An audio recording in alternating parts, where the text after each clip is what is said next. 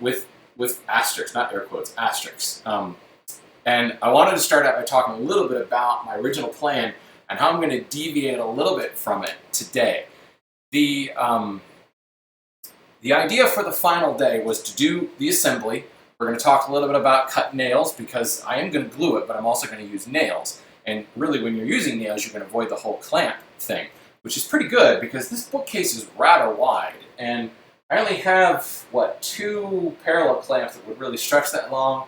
I've got a couple other clamps over there that might work in a pinch, but the nails will really help tie everything together.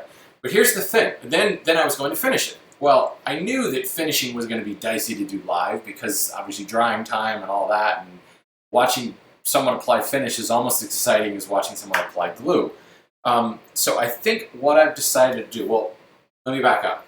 The first problem I have is I wanted to use wrought nails to put this together, and I bought a bunch of those fancy French ones that Christopher Schwartz is talking about, and they still have not arrived. So I don't know if that's an issue. I don't know how long it takes because I never ordered from these folks, but let's be honest, it's coming from across the Atlantic, so it might take a while.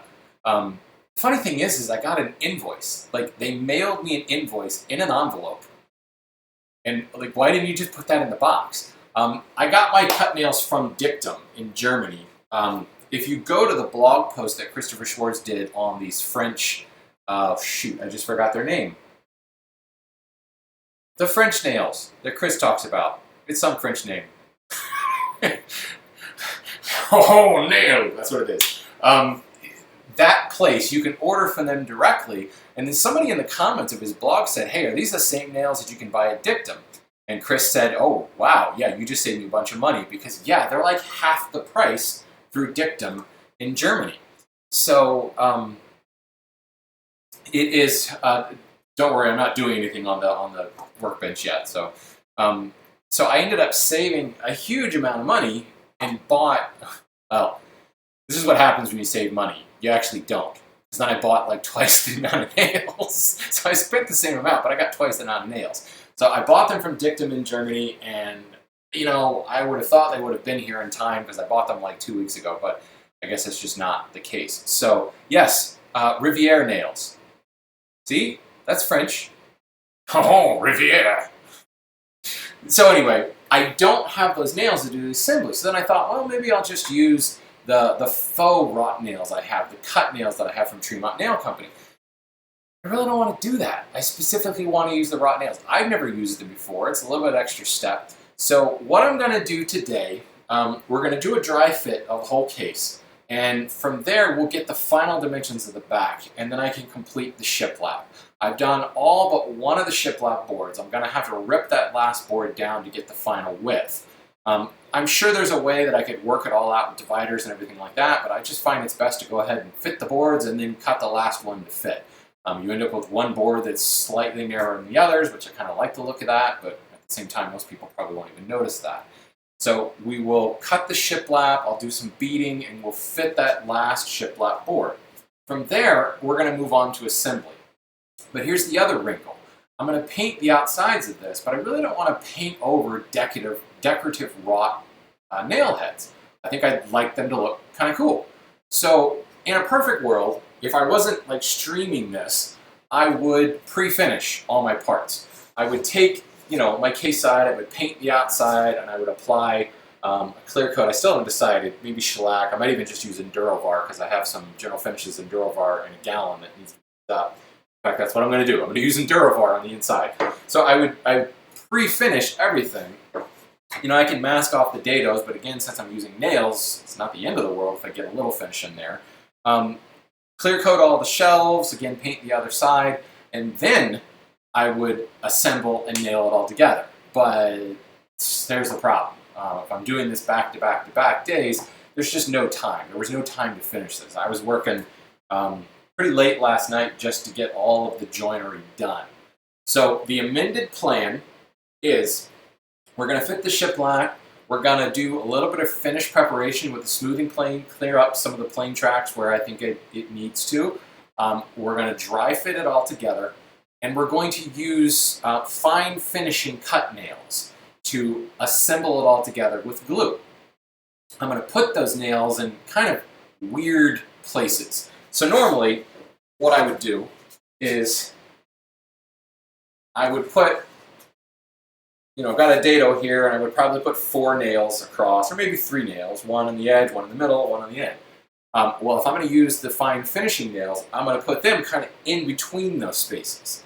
And then I can paint the whole thing, and those heads will be below the surface. They'll kind of disappear under the paint. And then, after the paint is dry and I put a top coat over everything, I can come back and I can drive the wrought nails in the preferred positions. And I think what I will do, if you guys have followed my blog or my YouTube channel at all, I do a shop update video that comes out every Friday. Finishing is not something that looks really exciting live. So what I'll probably do is record the finishing and release kind of a snappier edited version of applying the milk paint, applying a top coat, all that stuff. Then I'll do another live stream sometime in the future once I get those wrought nails, and we'll talk about how to prepare for those wrought nails. That'll be relatively quick because it's not dramatically different from the cut nail procedure. But at least that way, I'll nail those in after the finish is on, and I'll get that really cool wrought nail look. So that's the plan. That's the plan anyway. That's what we're going to do today. So go through my little litany here. If you guys have questions, by all means, chime in. If you can do me a favor and put them in all caps, it does make it a lot easier for me to see that it's a question, especially considering my chat room is all the way across the room right now. I'll take time, every couple minutes or so, I'll take some time to stop and look and see if there's any questions. So I guess the question of the day, has anybody ordered Riviere nails? Has anybody worked with Riviere nails? What was your experience? And since I've never used them before, what do I need to look out for? Are there any things that I need to pay attention to when I finally do get them? Granted, I'm going to be doing some test boards and making sure I don't screw up the case that I just created. So I'd love to hear from the chat room if anybody's worked with them. All right, what are we going to do here? Let's do a dry fit and get our final spacing here. So this is the case piece. Actually, this is the matching case piece. I did the other one yesterday, and this one came out relatively quickly because I had already set the dado space on the other side. It was just a matter of I literally just butted this up against it on the workbench and kind of clamped it in place with holdfast and used I used my metal framing square because it's the only one that I had that was long enough to span across the pieces, transfer all my lines across. And because the dados were already set, I could transfer both sides of the dado across. I didn't have to cut the first line and then set the shelf in place and trace the other. It was already set, so it was really quick process. And I did this a little bit on Facebook Live yesterday. I talked up the stair saw a little bit more. I was a little negative on it yesterday, and I said, you know what? It's probably because I haven't spent very much time with it. So I did all of the dados using the stair saw. The remaining dado that I didn't cut on the other board and the 3 on this face, by the time I was like 2 or 3 cuts in, I got into a really good rhythm. So I'm changing my tune on this saw a little bit. I was able to really speed things up. And I got a great tip in the YouTube comments yesterday for yesterday's video on a great way to set the spacing. Just by, once you've got the fence set, you've got the stair saw and the kerf, you can set the shelf up against it and then put another fence there and you've got the spacing set up. So that's going to even speed things up further. So I'll probably be doing a video on this in the future, kind of revisit the stair saw, because the one thing I'm definitely going to do is, first of all, sharpen the blade, but I'm going to increase the rake angle on these teeth. But definitely, I talked yesterday about the hang angle and the rake. The geometry doesn't work for the hang angle. It makes it really difficult to start. So I'm going to change the rake angle, probably add another 5, maybe even 10 degrees to it, and put a little fleam. There's no fleam on these teeth right now. So let's add a little bit easier slicing action, and I think I'll increase the gullet size a little bit. So I'll do some surgery on this, and that's certainly a topic for an actually recorded video instead of a live session. So anyway, enough rambling, folks. Let's get started here. One of the things that you need to be very conscious of when you're doing a case like this with a lot of repeated parts is labeling everything. And I like to be really fastidious about labeling it. I'll mark, this is the bottom shelf for instance. On the end grain, I've penciled in bottom, but I'm going to go ahead and put it on the other side. That way I'm not constantly flipping around. And I always write on the actual bottom of the shelf itself that this is the bottom of the shelf. So the end tells me this is the bottom shelf and this is the bottom of the bottom shelf. This is never going to be seen, especially the bottom shelf, because it actually goes down to the carpet. So it makes it real easy when it comes time to start assembling things. So when I look at this case piece, I can see this is the top, this is the bottom, because the little mortise down here, gain, if we will, for the kick plate is down at the bottom. Bottom of the bottom shelf, slots right there.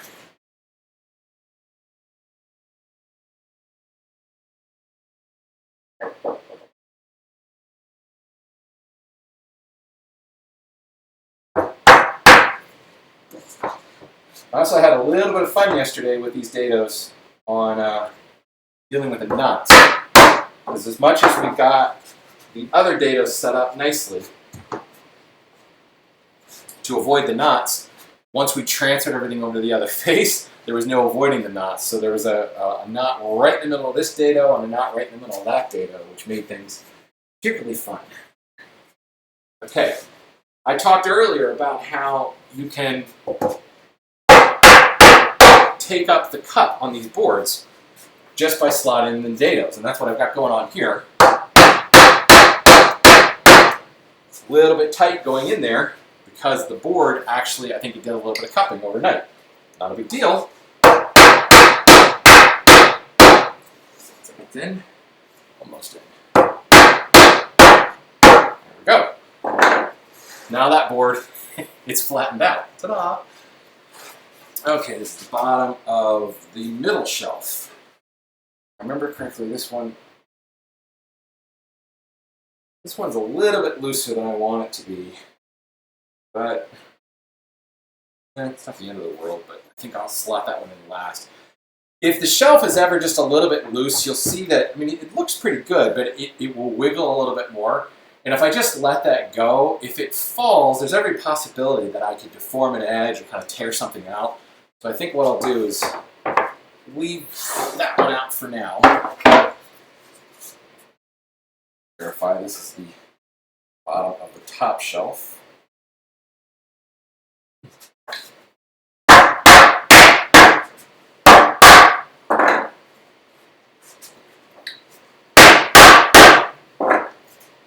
Go.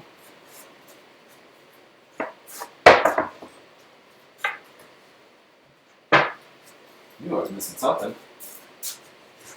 Okay, here's my top rail. This is the kick plate.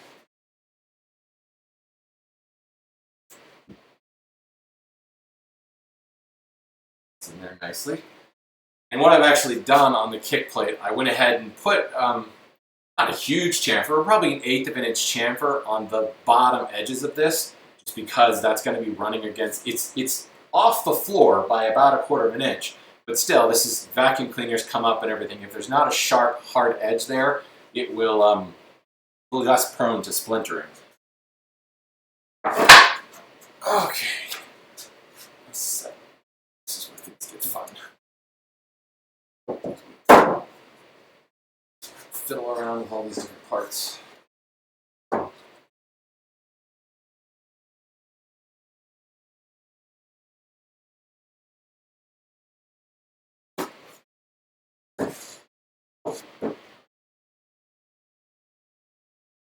There we go.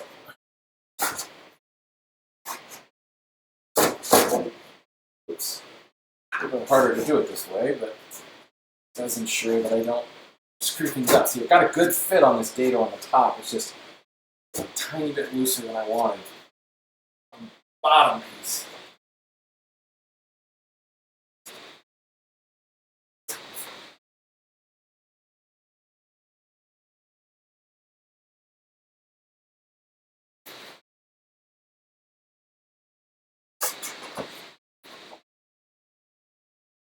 Anytime you're doing a case like this, you certainly want to spend some time doing dry fits. Because, you know, if I've got glue and everything in these joints, it's going to make things real stressful.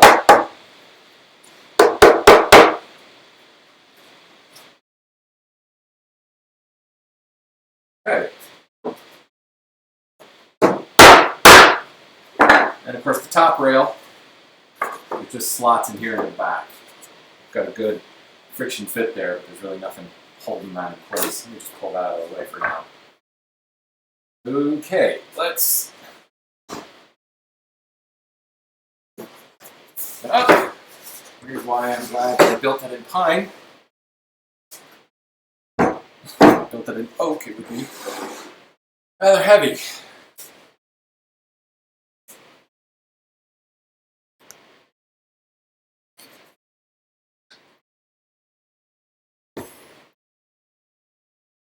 Yeah, well, we're running out of camera angle. I can't push the camera back any further. So here we go. This is the case. It's all assembled. Again, this top rail, which I don't even know that you guys can see on frame. Yeah, you can see it. Close enough. Just sits up in there.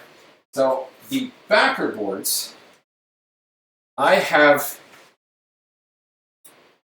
numbered them on the back of the backer board. So 1, 2, 3, 4 in that order from my left to my right, and that's how they go up. So I can take board number 1, it slips into that rabbet.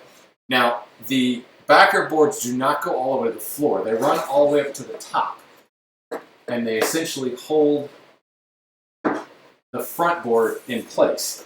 But they overhang the bottom shelf by about 2 inches. That leaves a little bit of room on the end grain there, so when you nail it into the shelf, you're not blowing things out. But for now, we're just going to set these in place to get the spacing.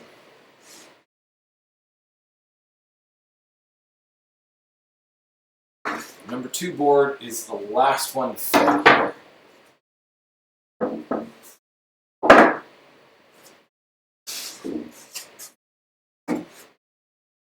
And obviously, the number 1 board and the number 4 board, whoops, things are falling apart on me here.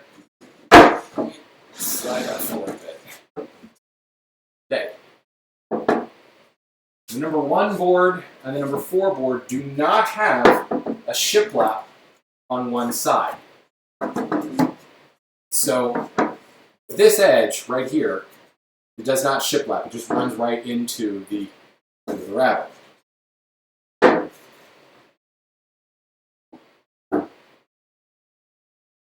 And my last board, I've cut the shiplap rabbet on one side so it slots into there.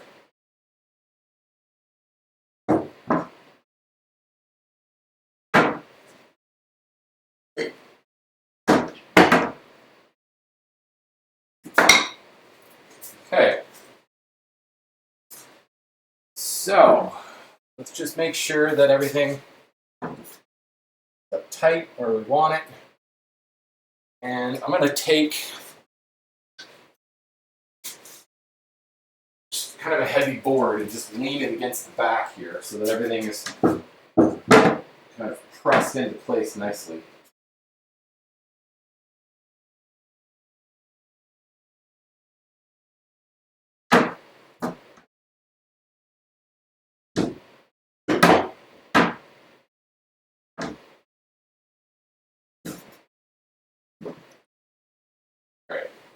Everything is seated in its grooves, in its shiplap. So it's winter, obviously. It's very, very cold. The reason I'm not laying the case on its face is just because it doesn't film very well, because then you guys can't see anything. I will do that eventually here, but it just makes it it's a terrible camera angle. So it's winter right now, so everything is pretty well shrunk up. So all it's going to do is expand from here.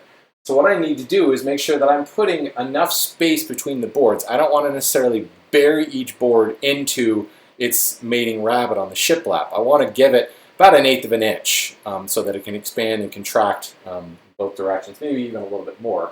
So I've got them spaced out on the back right now, about 1/8 of an inch. And what I need to do is mark this transition. Realize I'm probably covering up the camera. So I've just run a pencil write down this transition. And what this makes is the shoulder for the final rabbet. And then pull that board out so you can see it.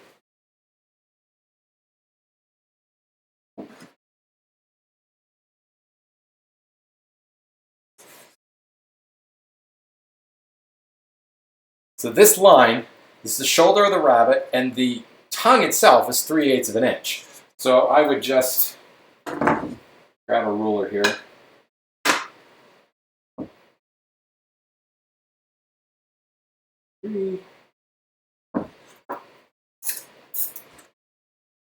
Just mark a 3/8 of an inch offset, and then I'll use combo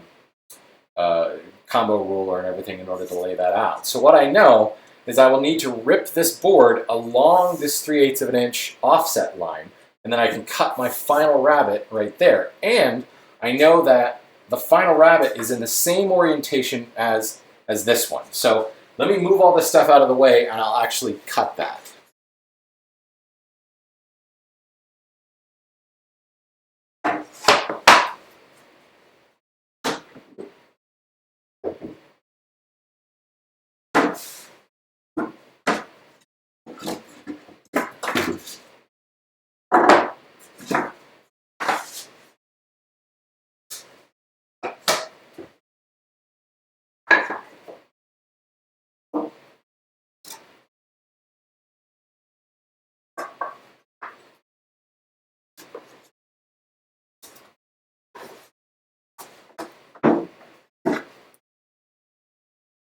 All right.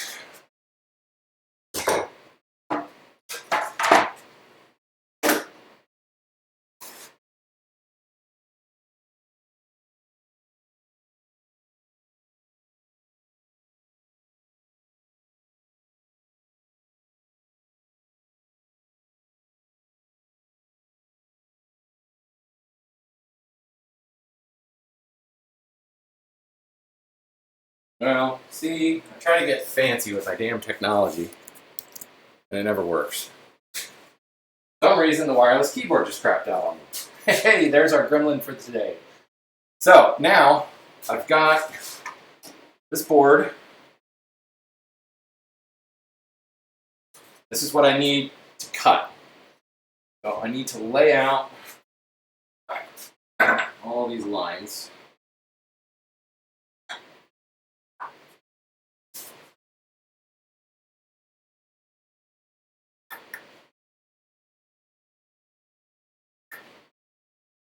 Important one is the actual width of the backer board, because I need to make that rip cut right now.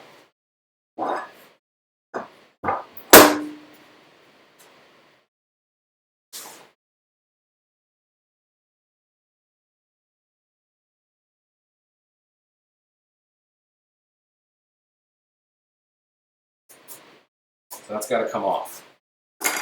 And what you'll find yourself doing is kind of laying all the boards out on your bench top and organizing them so you know which way the shiplap needs to go. I looked at all my boards, and I grabbed the ones that had the ugliest edge. So you can see this one's got a big old knot on one edge. That would make cutting a rabbet there terrible.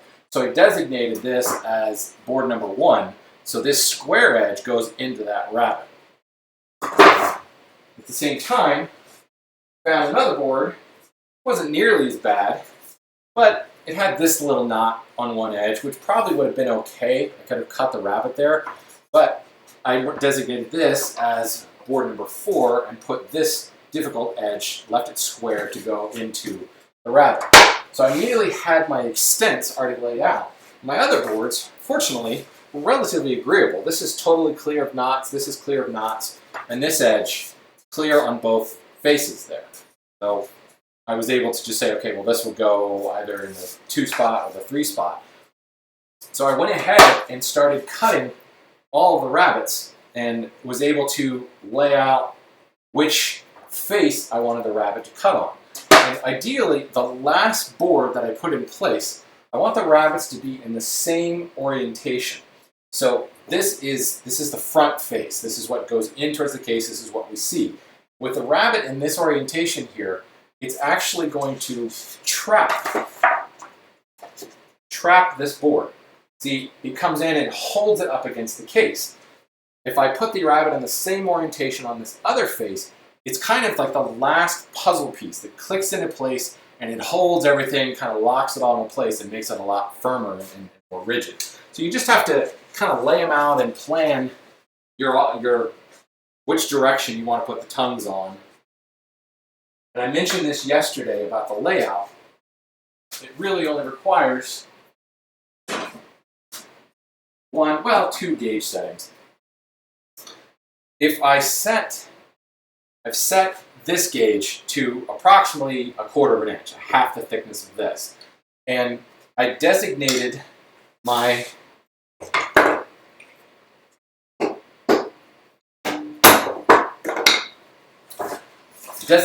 show face. So again, I put the numbers on the non-show face, on the back of the back.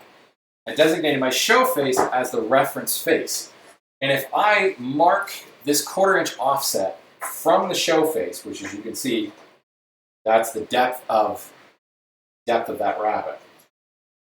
And I mark that on all the faces, as long as I remove the right side of that shiplap. So in this case, I'm removing the top side.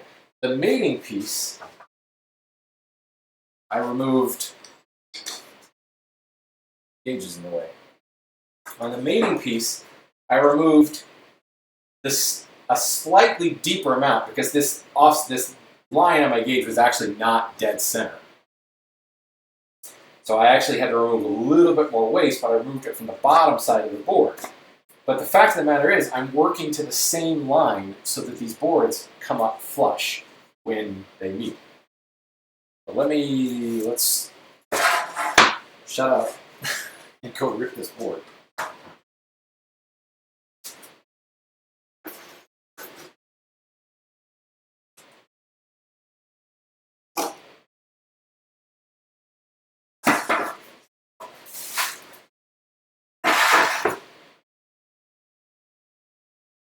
Forgot I was going to be ripping.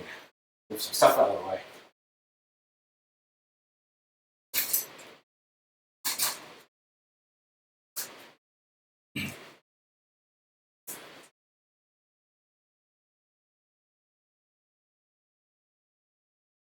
Jim asks if I leave the back of those boards rough from the foreplane. I probably would, but in this particular case, since I bought S4S lumber, they were already pretty clean, so I thicknessed them with my foreplane and just kind of went over them with the joiner plane because they're already really flat.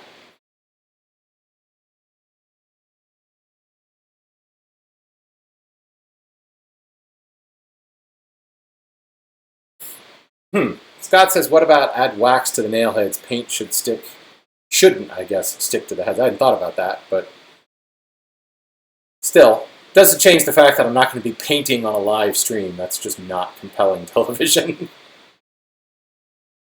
I miss any other questions here? Play the case on its face, yeah. Talk about that.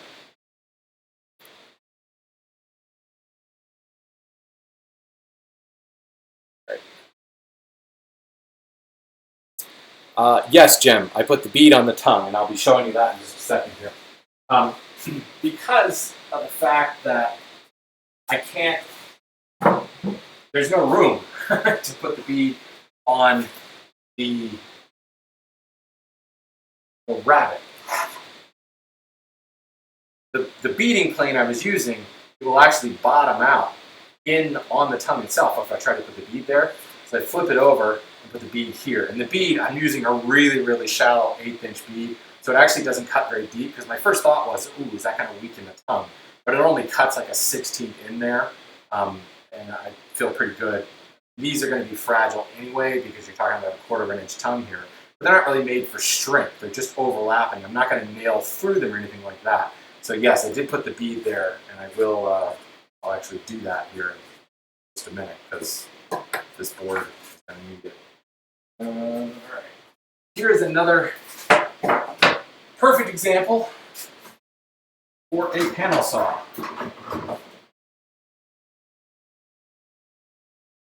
This board is a 1/2 inch thick. So coming at this with big 5 points per inch rip saw is just ludicrous. It's going to tear things up. This is a 10 PPI panel saw. Again, panel saw by definition is a saw that's about 20 inches long. It's file grit. Oops. I often forget that it's only 22 inches long. Too long of a clip.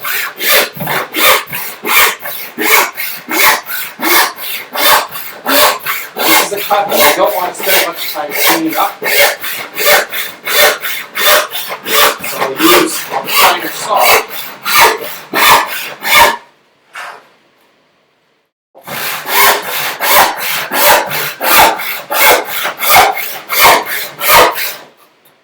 Keep doing that. I'm so used to 26-inch long saws.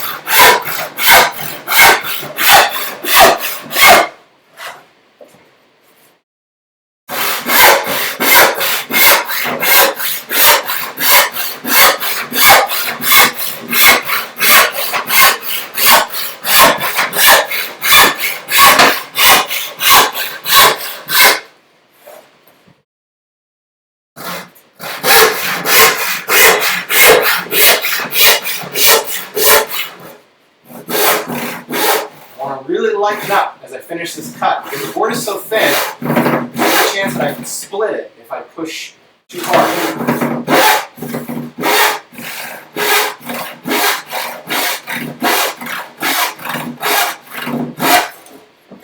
There we go.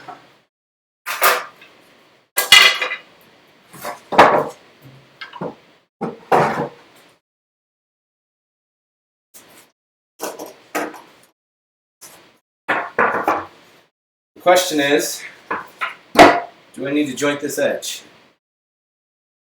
And why not? If the edge is a little out of flat, it will make cutting a rabbet a little bit more difficult. So, not a bad idea to go ahead and joint it. Plane is running this way.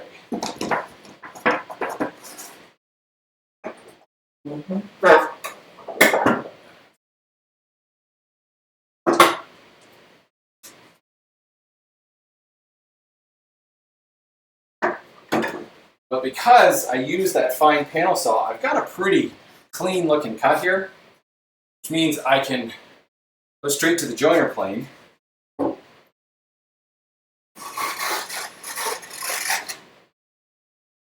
High down here.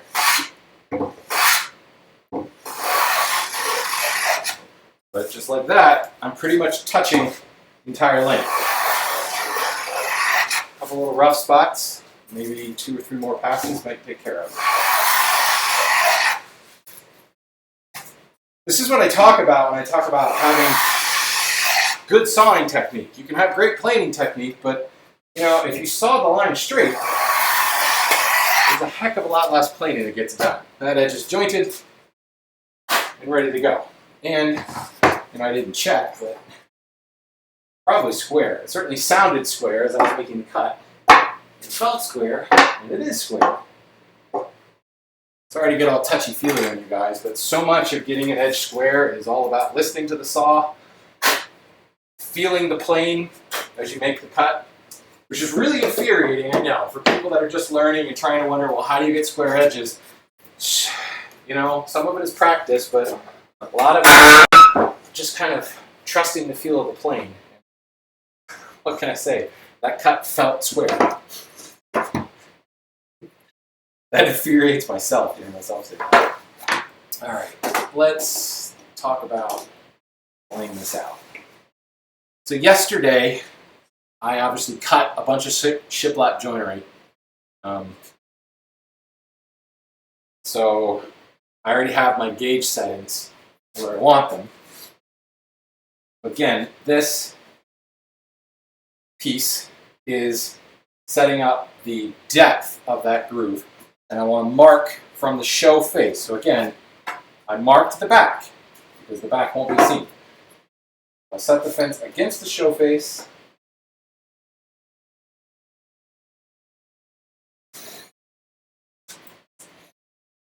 Mark the depth of my groove.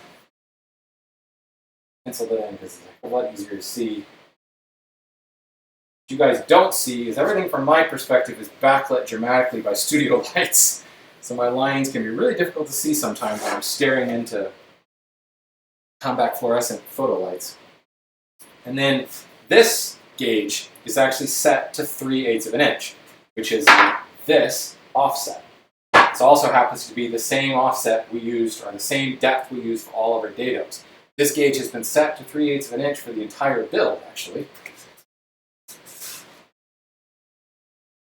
And if you look, it happens to be falling right on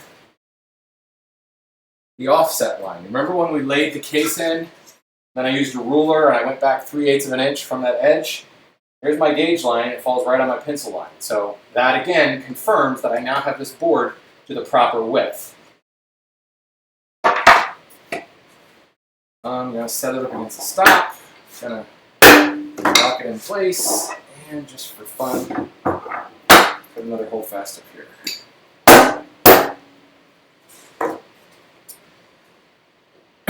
And this plane is already set. For the fence is set.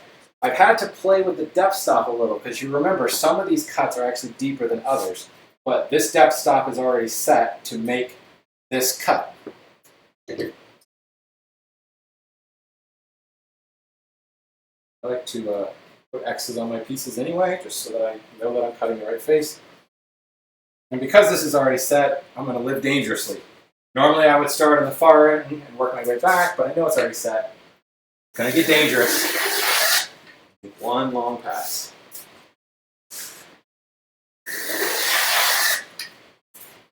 You guys saw me use the Veritas skew rabbet plane yesterday. I specifically chose that one because I think that's the one that most people have. And you saw that I sliced up 3 of my fingers because of the way I hold the plane, and that blade is sticking right there. That's one thing I love about this Philister is when I hold it this way, my fingers are on the fence, and the blade is underneath the fence. I can't cut my fingers this way. But I also find that the taller aspect of this wooden plane makes a lot easier to get a square cut. Just placing my thumb on top of the thing, I can feel square because I've got this higher center of gravity.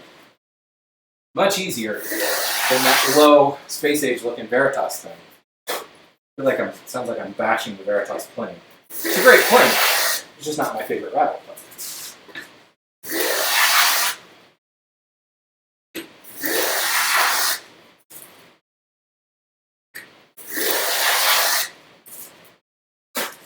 Ooh, boy, it's dry in here.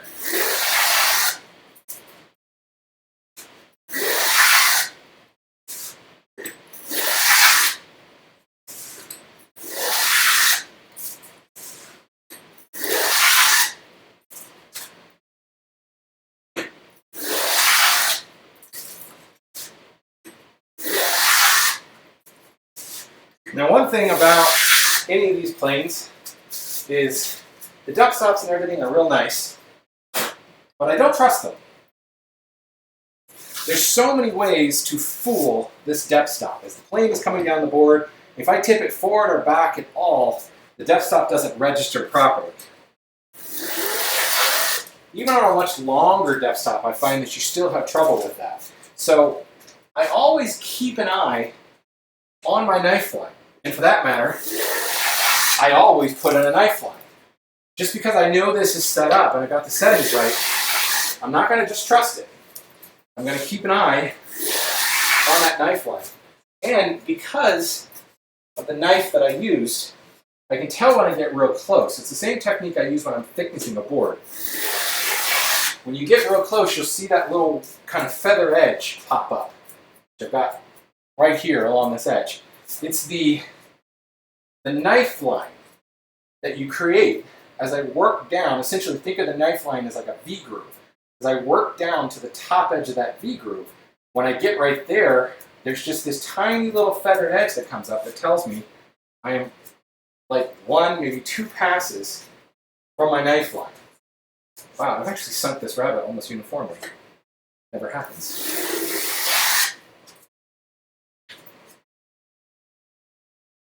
And that took that feather edge off. So we're at the depth. And notice, if I took another pass, my plane would probably skip and skitter because the depth stop would start to engage, but it would still take a cut.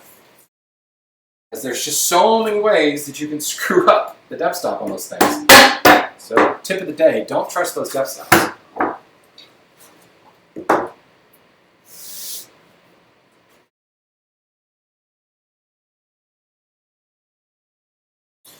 Good question, Matthew. As tall as you are, why do you use a typical panel saw length?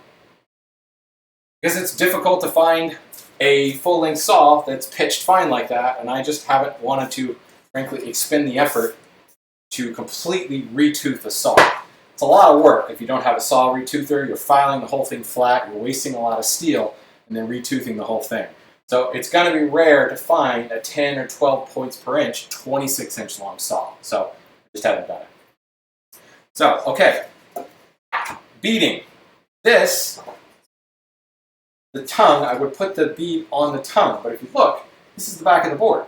So I put the bead there, and it will be visible only to the wall that the case sits against.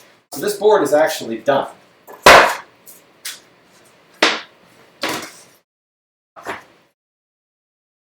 This piece, this is number 3. Let's just see if I can't lay these out on the bench top here.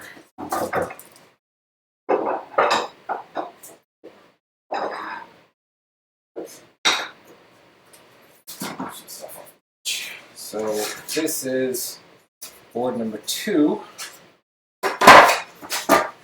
Board number 3. The other thing I do is I always mark my number at the top of the board.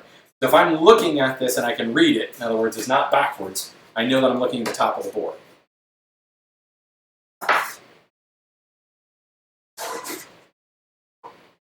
So 2.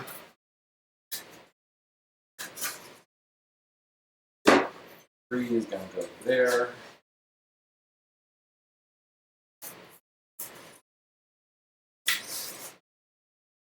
4 goes there.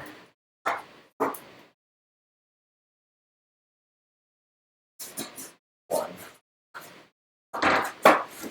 there.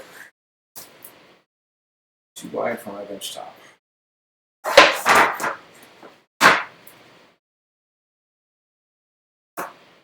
So, there we go. Grade. Well, I screwed up, guys. I beaded all my edges last night. Sorry, Jim. I don't have any edges left to bead. Man, I love using it.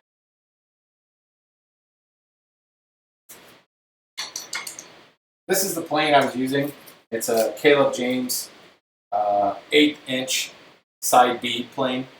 The profile right there. You can see that cut, projection of cut, right where that persimmon boxing is. It's only about a 16th of an inch deep. So as it cuts,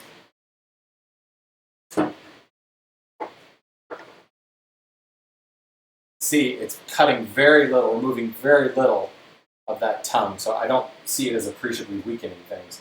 But it is cut on the top of the tongue so that as I'm looking at the show face here, get that pretty little bead. So yeah, sorry, I already cut all my beads. I don't need to do that anymore. I love using that plane so much that I probably got in a bit of a roll last night. Didn't realize that I meant to leave one. All right, so we're good here. Let's move on. One thing that I have done on these other pieces, but not on the one that I just cut, is prep them for finish. The back, do not care. It's got a little bit of tear out here and there, a little bit. It's not super rough, but it is what it is. These, though, are my show face. So, since really the next step is finish prep. So let's smooth plane some things.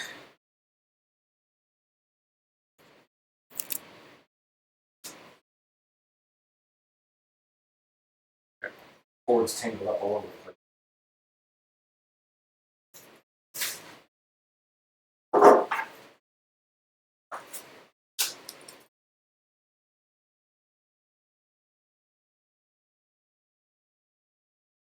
Now, it seems like all my hotkeys but that detail camera are working right now. What that's all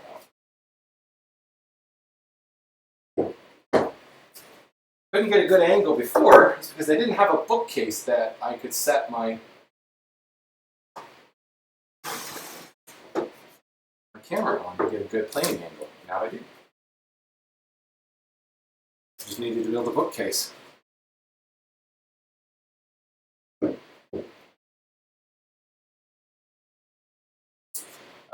Scott says, didn't Chris TNG his backboard? If you did, why did you change the shiplap? I honestly don't remember what Chris did. I felt like he shiplapped it, so that's probably why I went with shiplap. There's reasons for both, certainly. Shiplap is a lot easier, especially with thinner boards. It's a lot easier. TNG creates almost a single unit, a single entity. So if you really want a lot of extra strength to prevent kind of anti-rocking and everything,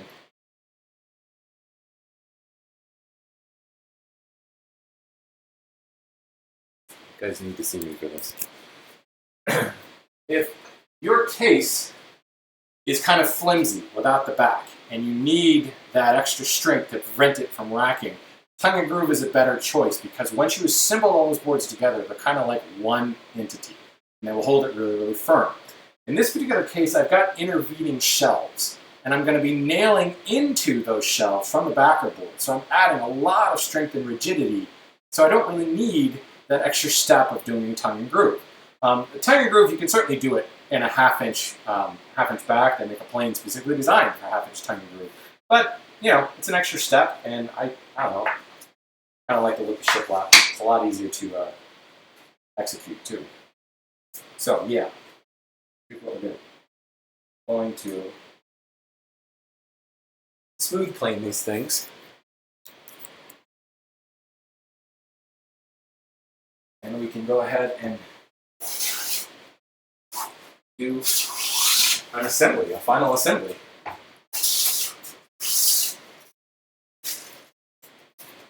This, I said earlier, I don't put camber on my jack or my joiner planes.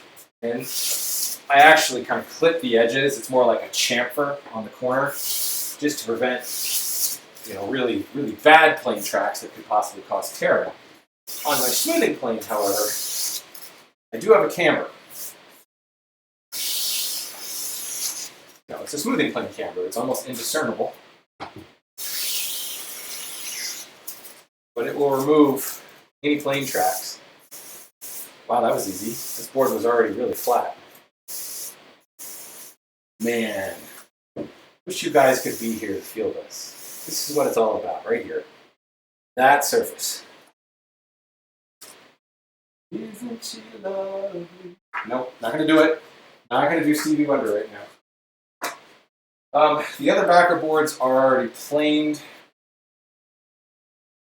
This top rail needs to be planed, and right, the grain is running almost parallel to the surface. Let's make a gamble and go this way.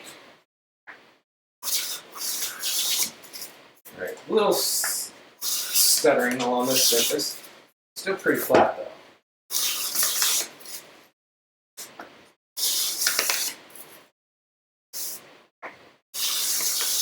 There we go, that's a full length shaving.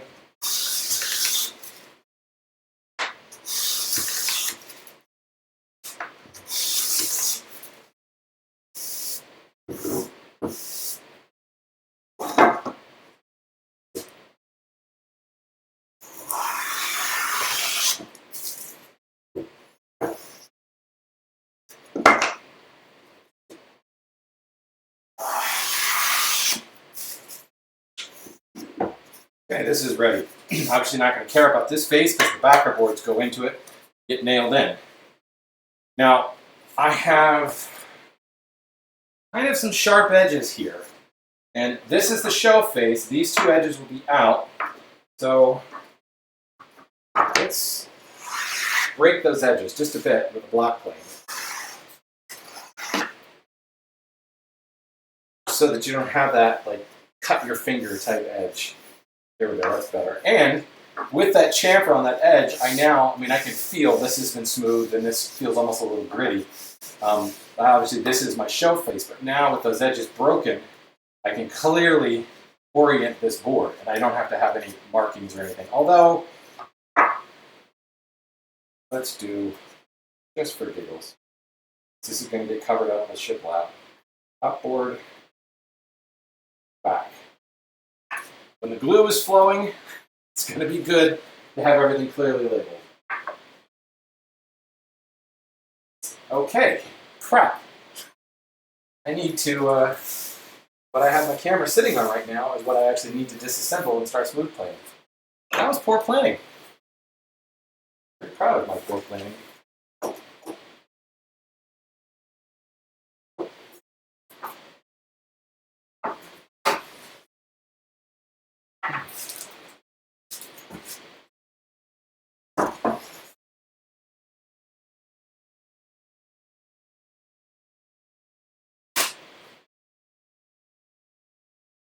Alrighty.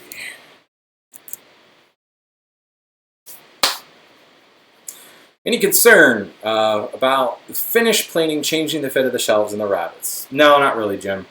If you saw how they fit, they were hammer tight in most instances.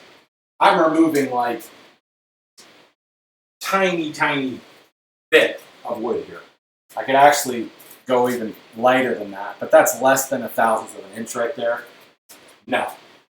The glue is going to cause it to swell up more than that. So, but here's the thing. I have boards that are flat. Now, when you saw how easy it was to smooth plane those, because the board was already really flat. If the board was dramatically out of flat, I'd be there forever trying to get it flat to within 1/1000th of an inch. But, you see how tight that is? That's not going to be changed appreciably by removing 1/1000th of an inch or 2/1000ths of an inch. But again, all this stuff swells up when you apply glue to it. This is probably another reason why glue would be a good thing to have. So now I have a decision to make. Do I care about the finish on the inside of the case? Certainly, I'm going to be applying a clear coat here. But this is a vertical surface. If there's a few plane tracks here and there, do I care? This outer face is going to get paint on it. Does it really need to be smoothed up that much? Does anybody know, and this is honestly a question, it's not rhetorical, does anybody know if there are paint adherence issues to really smooth surfaces? I think it would matter depending on the type of paint, latex, enamel, milk paint, whatever. But I've heard that batted around before, and I've never seen any empirical evidence. So in other words, people will say, well, don't smooth plane a painted surface because the paint won't adhere to it as well. My inclination is to call BS on that. It feels like that can't be true. That seems kind of silly. But at the same time, the paint's going to lay down on this pretty thick. This board is flat. I jointed it with my joiner plane. I don't really think I need to get it glossy smooth because the paint is going to level over top of it. I'm going to do a little bit of 600 grit sand in between paint coats. This is good for me. I don't have anything that's popping out. I don't have any terrible plane tracks. Well, I said that. I've got one right there. So I don't know. I think I'm probably going to just leave this outer face alone, knowing that it's going to be painted. But I'm honestly curious if anybody has any thoughts on that.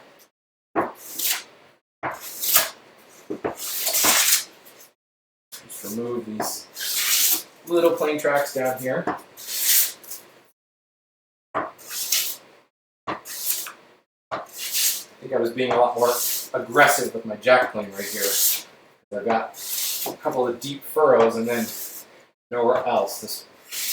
Probably this section of the board was a little bit more out of flat than anything else.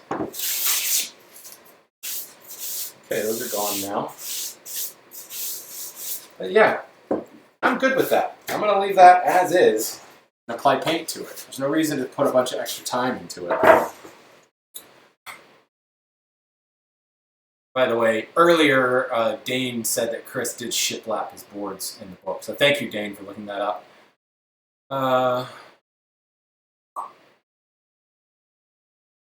Okay, Dane, again, thank you, Dane.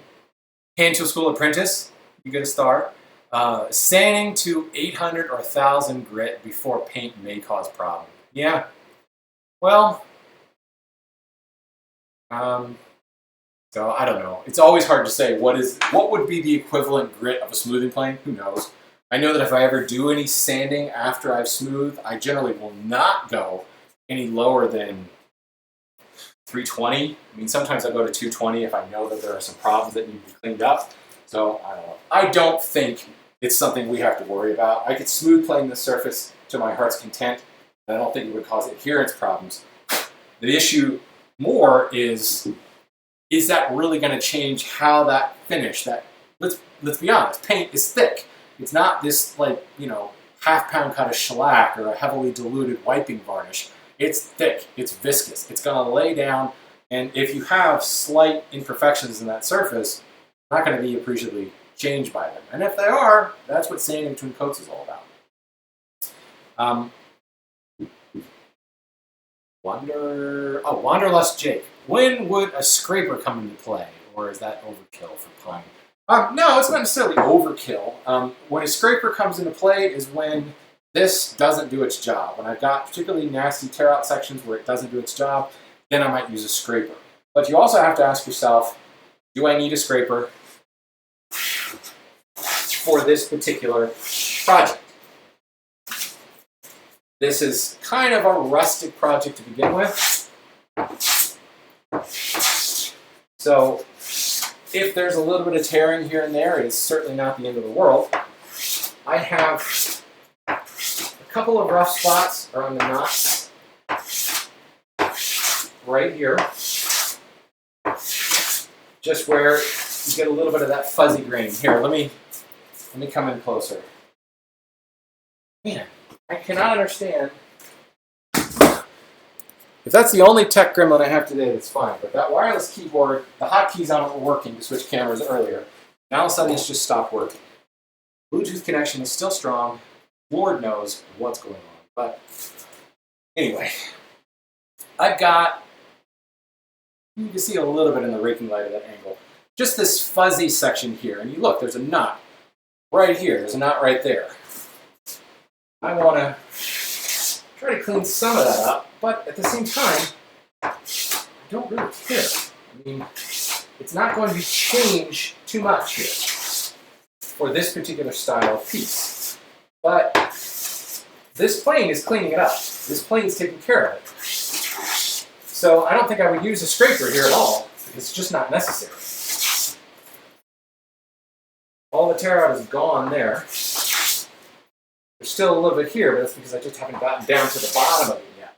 And some of this pine, when it come out of the mill, it can be kind of ratty around the knots because they ran it through on a thick cut, on a high-speed planer, and it's going to tear things up around the knot. But yeah, I mean, this has done its job. The smoothing plane has done its work here, relying entirely upon a freshly sharpened iron and a tight mouth. There's not a high angle frog. There's none of that mumbo jumbo voodoo going on here. You guys don't know. I do not deny the fact that high angle frogs do their job. I just don't use them very much. I just find that 9 times out of 10, for most of the wood species that I work with, and I like to use a lot of domestic species, domestics are a lot easier to work with than the jungle woods. I just find that I just never needed a situation where a high angle frog is necessary. I have a Veritas bevel up smoother that I use when I get really nasty stuff, and that's usually because I ventured overseas and I pulled out the bubinga or something weird. And you notice I'm not trying to take full-length passes here. The board's flat. It's flat enough. We just dry fitted. It all went together great. This is about cleaning up the surface, specifically removing plane tracks that were left over. So there's no reason to waste a bunch of time making these long passes when invariably the board is going to skip around, or the plane rather is going to skip around, because I'm taking this really light shading. So don't tire yourself out trying to get the entire board flat to within 1/1000th of an inch. Yeah, this is really doing a great job right here. Cleaning up, tear out around that knot. You guys see that? So still a little bit of tearing right there, a little bit there.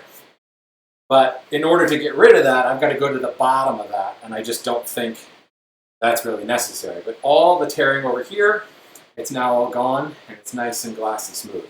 I'm going to leave it at that. I don't think that's going to be really that big of a deal. Not only that, this is the bottom shelf, so it's all going to be in shadow anyway from the shelf above it. What I think will show up are some of the more aggressive plane tracks that I have. That goes up here, and oh, I'm sorry, this is the top shelf. So even less reason. See, light's coming in from this direction. This is directly underneath that shelf. You're never going to see that. Down here is the widest open shelf. It's that 18-inch high shelf at the bottom. I'm going to get a little bit more light in here. So let me make sure that I really get any plane tracks out of here. It's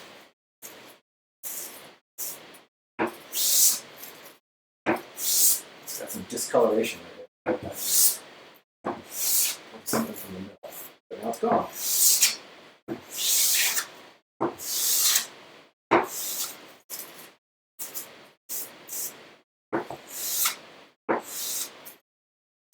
All right, that's now pretty, smooth, shiny, brown coat set. Now this spot is highly visible. No, it's not. I keep doing that. I keep reversing things. This is the bottom. Screw that. The bottom is entirely enclosed. I've got my kick plate here. This is all going to be boxed in. The only thing seeing this is your hardwood floor, your carpet, or whatever your floor is. This leading edge, however, will be seen. Let's just hit that. Good? Good. This is ready. This edge, jointed already, so I'm going to call this done. And I've shot the ends. I specifically shot the ends. I also broke the top edge. Oops, sorry. This end is all cleaned up and shot. I put little chamfers on the top edge, and I slightly chamfered this outer edge here. I did not chamfer the inner edge, just because that'll affect the look of the shelves as they meet. If necessary, I can break that with some 220 grit sandpaper later, just to kind of soften the edge so that it's not sharp to the touch, and it won't split out on me.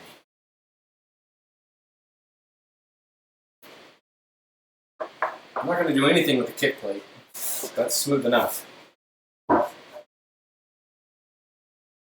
Now some of these shelves I went ahead and smoothed ahead of time because I knew I didn't want to spend the entire session just smooth cleaning. That one's done. I'm not doing anything to the bottom of these shelves. In fact, if you remember, I've got layout marks on the bottom of the shelves. So why would I spend a bunch of time cleaning that up? There's like that bat angle. Does that make me a villain if I'm filming at a bat angle?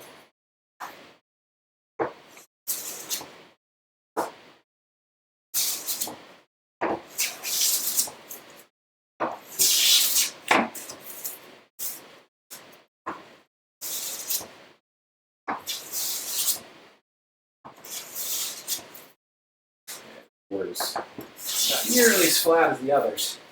Again, I'm really just spot planing here, trying to get rid of plane tracks I'm seeing. Track right there, right there, right on.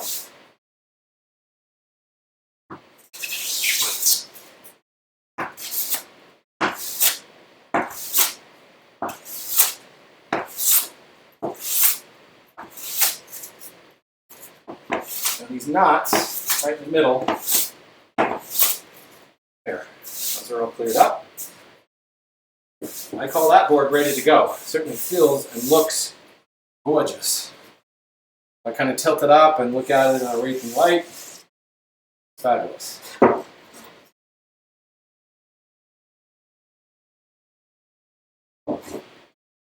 Edge could use a little bit of work. That one's the back edge, so I like that. Let's take this front edge.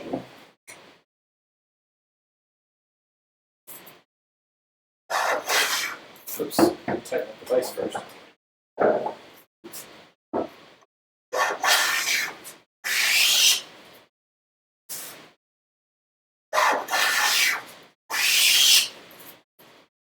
not going to put too much effort into these front edges because there's every possibility that I'll have to come back and kind of flush them a little when we're in the case. If I get any shifting during the glue up,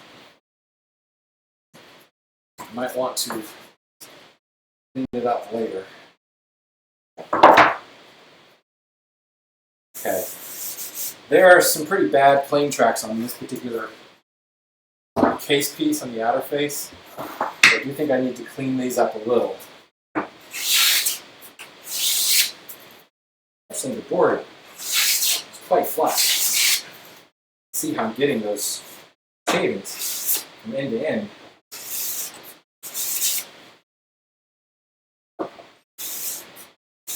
It's funny, you'll actually see how the plane track will throw the plane off. As I make this cut, it's kind of centered right over top of the plane track. I'm getting a little shaving to one side and just a tiny little shaving the other side because the plane track is actually lifting the center of the plane off the board. And you can tell when it's gone, you get a fuller shaving, I should say. That.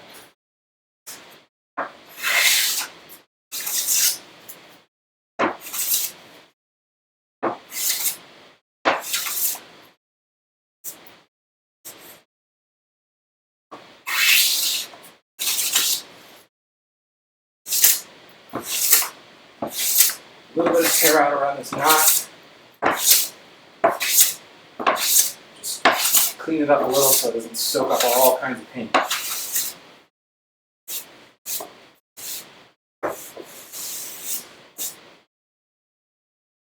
Pencil marks down here for some reason.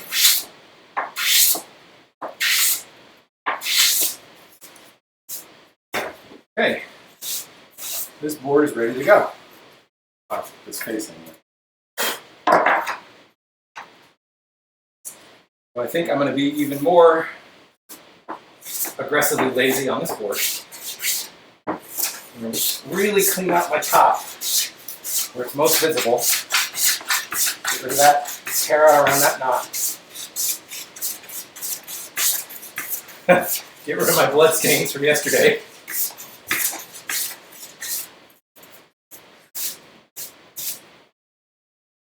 Got a few pencil marks right in here.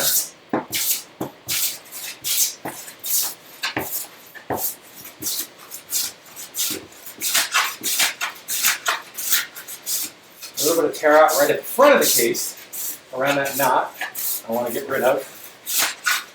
But at the back of the case where it's going to be deep in shadow, who the heck cares?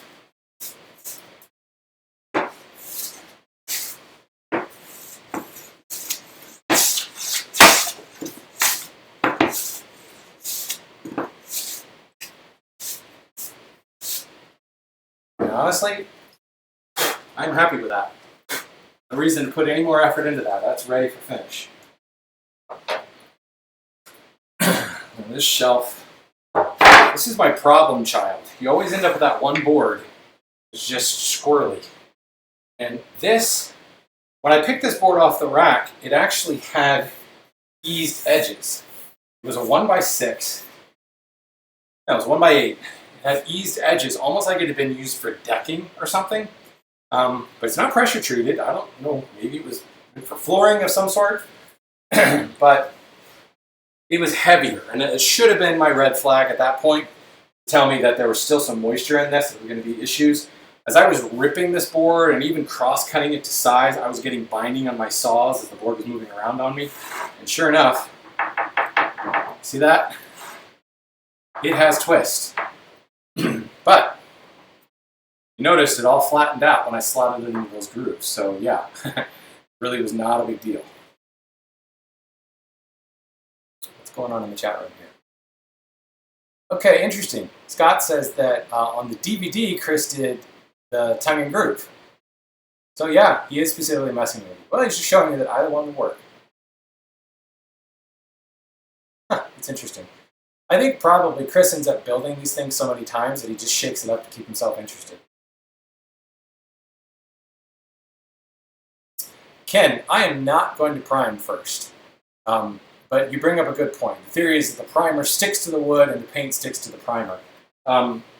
The milk paint that I'm using, which I guess technically is not even milk paint, I got some General Finishes milk paint that I really just need to use up.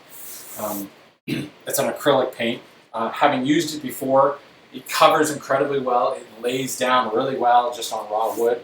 So I'm just not even going to bother wasting time with the priming.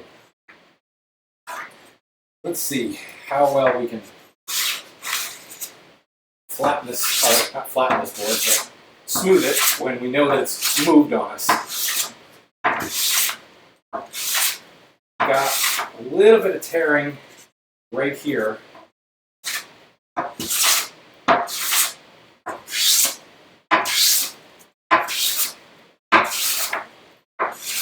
hear from people all the time that are just so frustrated about milling as the boards move around on them in between shop sessions. And you just have to ask yourself, in this particular situation, this board, it's got a bow, it's got some cup, and it's got twists, but I just don't care in this particular instance because how the case serves to flatten it out, it just doesn't matter. It's just one of those things you sometimes have to deal with. There are certain times when you need that board to be really flat, and then you can stress over it.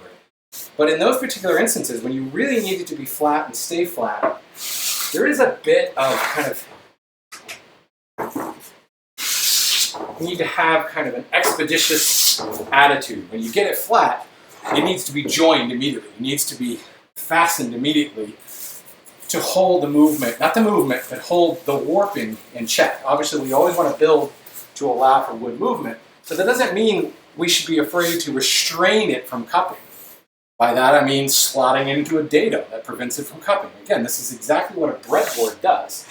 There's nothing wrong with restraining the cup as long as you let the wood move somehow. Because if you don't let it move at all, then the wood will find a way. And that's where buckling and things like that happens.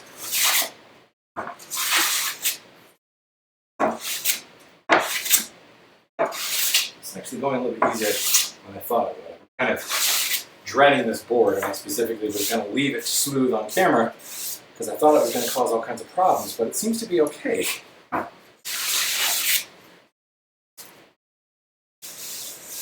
think I'm done.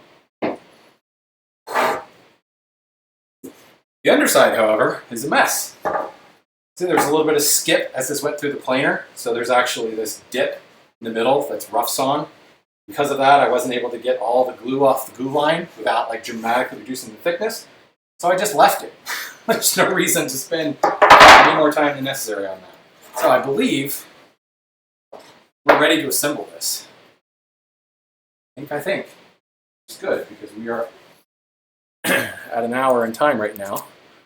Hour and 15.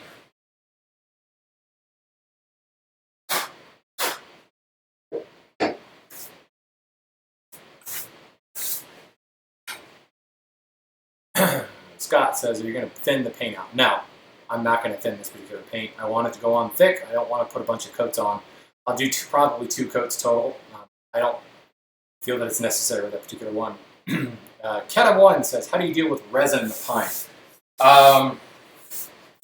Didn't really have any in this particular pine. It's very dry. If you have a really resinous board and it's actively weeping, I would actually avoid that board at all costs. Wouldn't buy it in the first place if you see that it's actually weeping, because it probably wasn't dried thoroughly enough to set some of those resins, and it may still be relatively wet, so you're going to have a lot of other issues.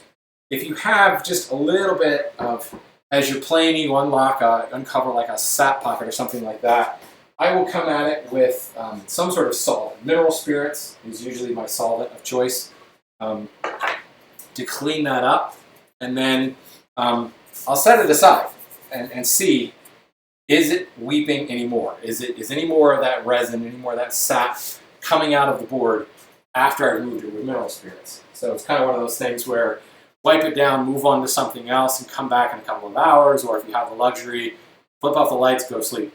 Come back the next day and see if it's still weeping. If it continues to weep, again, it's one of those things where you might have to worry that there's still a lot of moisture locked up in that board. Doesn't mean you necessarily have to pitch the board, but again, you have to recognize that board is going to be more prone to movement. So how do I deal with that? This particular shelf is a good example. I knew that this shelf was going to end up moving a lot more, but I also knew that it's going to be locked into place.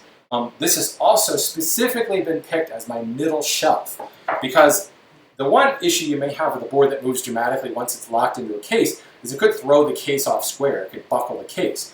Well, I've got this right in the center that's going to be flanked by two shelves above it and nailed in the back. It's going to have structure all around it. So if it moves dramatically, it's fighting a lot of structure to try to tweak that case out of alignment. So this is an instance where I looked at this board and saw that, hey, there may be a little bit more moisture in here. I'm not going to pitch it, but I need to be aware of it and position it in the case otherwise. If you definitely don't want to be planing a board if there's a bunch of resin on it, because it's going to gum up your blade. It's going to just cause all kinds of issues. Sticking to the sole, and then you got to wipe down your planes with mineral spirits and all that fun stuff. That is no fun at all. So I generally, if there's a little bit there, clean it off with mineral spirits and then go back to work, or clean it off with mineral spirits, come back and make sure that it's not actually weeping. If it's not weeping, you're good to go. You might want to wipe down the board one more time with mineral spirits and then move on from there. I got lucky on this board. There really aren't, it's good quality pine. There really wasn't any issues. Glue. Technically, you don't really have to glue this together, right? Since we're using nails.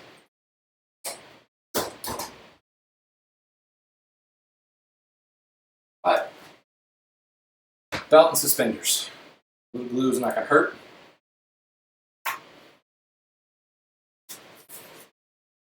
And I do mean a little glue. Somebody asked the other day, on the first day of the stream, do I put glue on both surfaces? And I usually do. Here's an instance where I'm not going to do that. I'm going to put glue in the dados,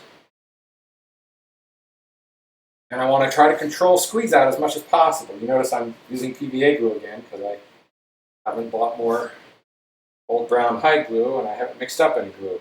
To be honest, I didn't really feel like using up some of my good quality hide glue for this project. It sounds kind of snobby. This lowly project, I didn't want to use any of my hide glue. But I mean, let's be real. I'm building this in pine. It's a boarded bookshelf. I don't really think I need to use my expensive, fancy hide glue that's meant for veneering and stuff like that. So, using PVA.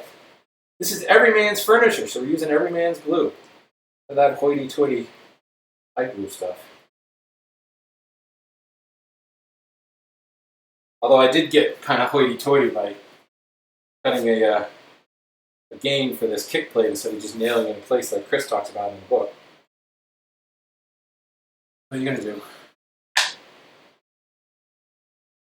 All my highfalutin, snobby kick plate joinery. That sounds like a Wood Talk episode title, doesn't it? Snobby kick plate joinery. When I record Wood Talk later today, I'll suggest that as a topic. In fact, I'll make sure that I talk about snobby kick plate joinery We can use that as a title. Good. Another thing about glue ups, there's no reason to stress. You guys saw me do a dry fit earlier. I did 2 of them last night, actually. I know what I need to do here. I know the order that I need to do it. I've already kind of worked through it in my head. So just take your time. Don't get really stressed out about anything. Bottom.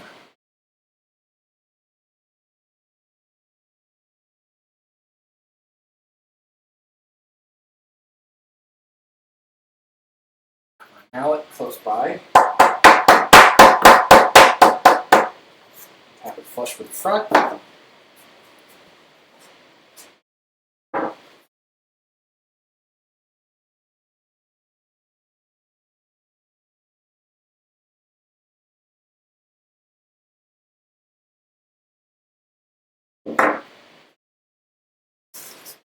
Again.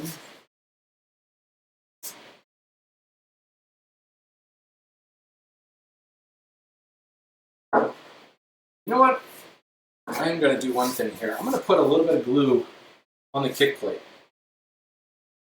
I talked about this in the very first day of the stream, that the kick plate was designed to be kind of replaceable. But because I'm putting it into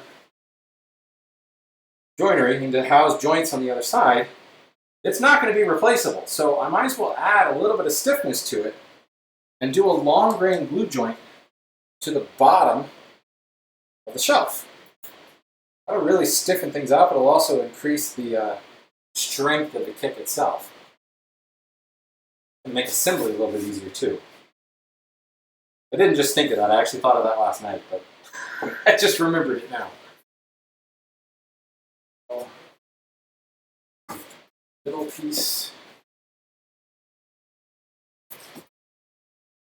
Front and back.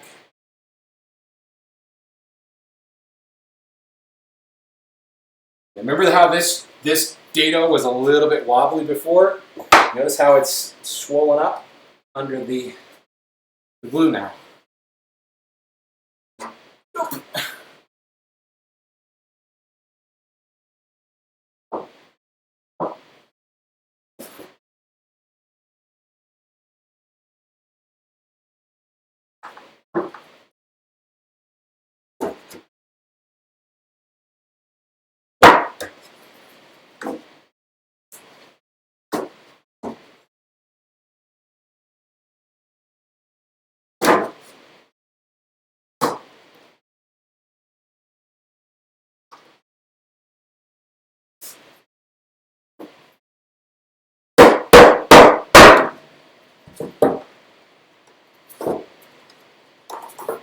Cheeky little shelf.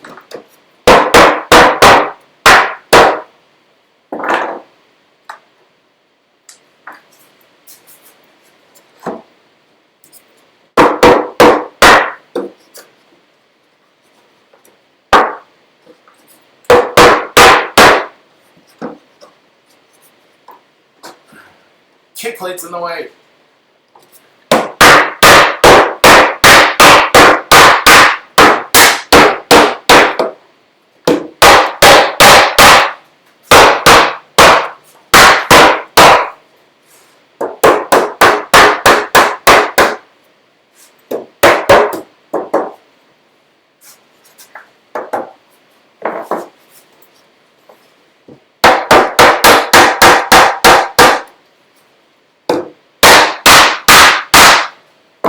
Now, let me grab a couple of quick clamps,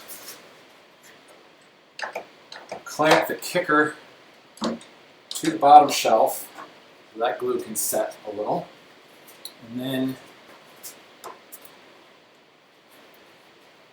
I'm not going to worry about the top just yet, the top rail that is.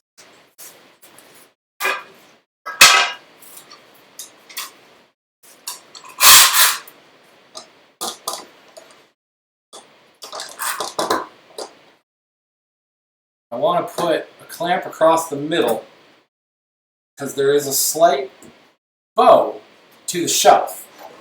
It bows out in the middle. I knew that was going to happen, and it's kind of there by design, because I know that if I put a clamp across the center shelf, rather two clamps across that center shelf, that much like a spring joint, the pressure in the middle is going to pull the case up tight.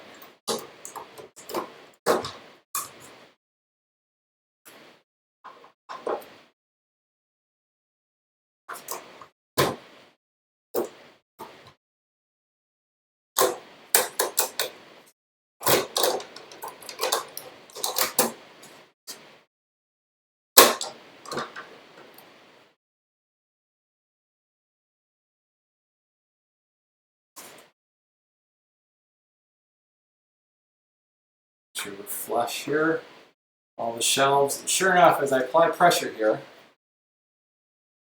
the other sides come up tight and pulls in that bow. Although, sometimes I need just a little bit extra pressure.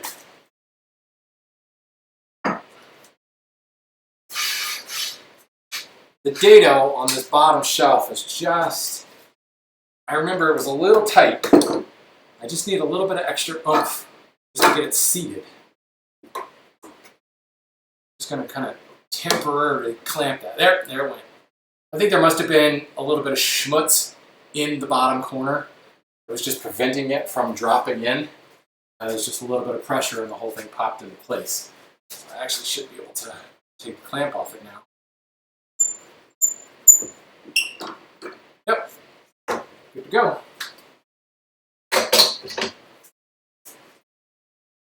Now, put away the glue.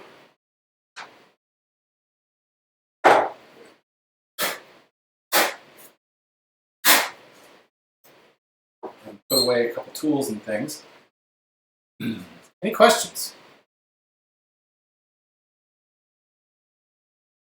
Give the joints a swipe of tinted primer before gluing the pieces. Big Fat Tony, what are you talking about? Oh, he says it twice. Once is a question, once is a statement. So above, give the joints a swipe of primer before gluing the pieces. And below, it's a statement. What, why would I do that? I'm not sure what you're asking me. What does that do for me? We're just talking about, I mean, if you put primer on the joints, isn't that going to affect the glue adhesion? Maybe primer doesn't. I don't know. I've never done it before, but it seems like that would be a bad idea. No, I don't do that. I'm not sure why I would do that. Fill me in. What am I missing here? Why should I be doing that? Why would I even consider doing that? All right. Am I done with shiplap? I think I am. I don't want to change the settings on my Philister. Well, until we're all together, I'll keep the Philister set. My tool cabinet has gotten to the point where it's tight enough now that I actually can't put my Philister away while the fence is offset. I've got to have the fence be flush or it won't fit in the cupboard. It fit when I built the tool cabinet, but then I bought an extra tool. And now it doesn't fit with as much space around it anymore. So what I'm going to do now is put some nails in here. So, okay. Tony's saying to get complete coverage when painting. Why would I prime the joints though? Because anything between the glue and the wood is going to affect the glue bond. I wouldn't prime the joints. If what you're asking is do I prime the case before applying paint, sometimes I do. In this particular instance, because I've got a lot of experience with General Finishes milk paint, it's just not necessary. It sticks, it holds, it lays down great coverage. So no, I'm not going to be priming it. Nails. So, if you missed the very beginning of this, the conundrum that I had to deal with here was what do I do with my plan to nail everything together and use milk paint when I want to show off the wrought heads, the decorative wrought heads? The decision was to go ahead and glue it up and use fine finish cut nails to hold it together and to really act as my clamps. Which technically, I guess I don't really need clamps because of the way it's holding together, because I've got that one clamp there. But I'm using these guys. These are Tremont nail, cut nails. You can see they're fine finish in the fact that they have a very small head on the top, and that can be flush to the surface or even countersunk and filled if necessary. So I will be able to paint over those, and I won't have to really worry about covering them up because I just don't care.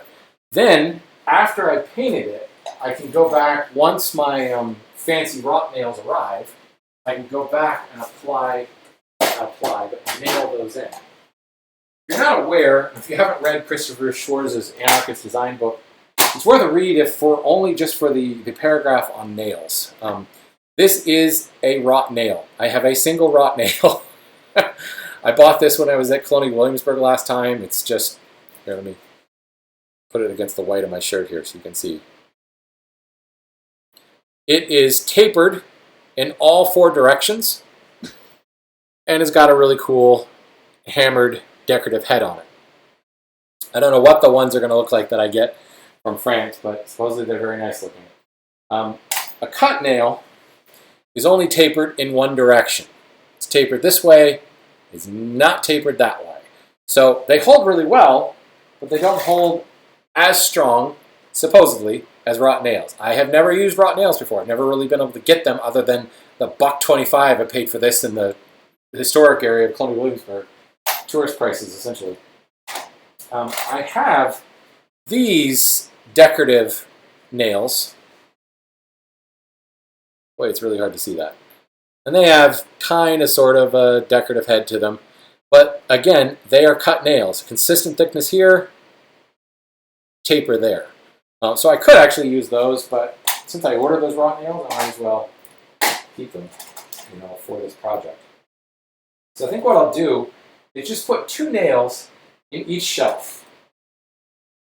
And I'm going to leave the backer boards off for now, because those will be a heck of a lot easier to, I'm going to clear coat those. Those will be a lot easier to clear coat them just when they're flat on the bench. And it will make it easier to finish the interior of the case if I don't have the backer boards in the way. So I'll leave those off and apply those at a later date.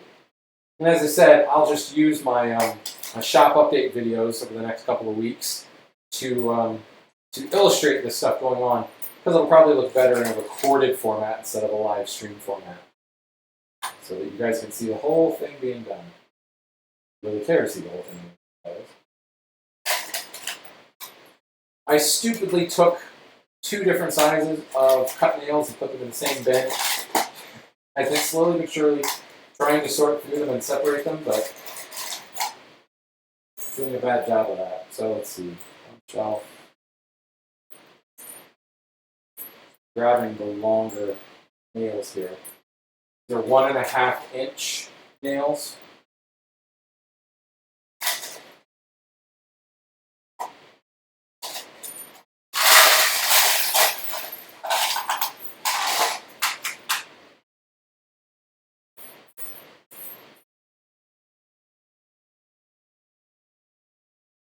Any questions while I'm sorting nails?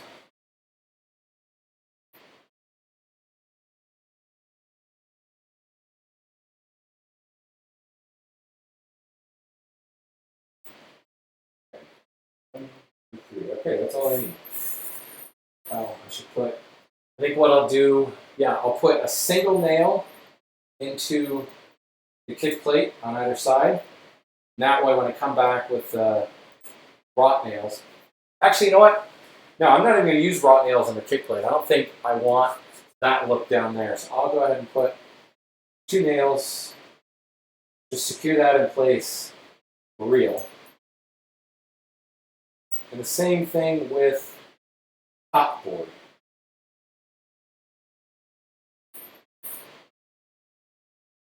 Secure that in place permanently with these cut nails, finished cut nails. 2 on either side.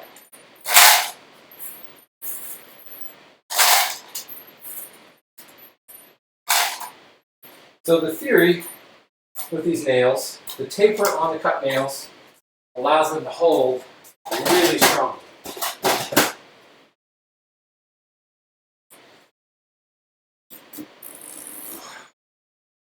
Dang it, how am I going to do this?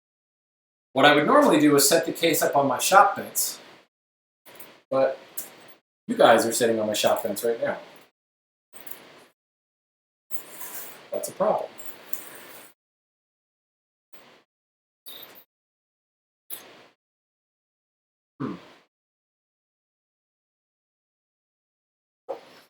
Set it on my saw bench. I'll have to take the clamp off.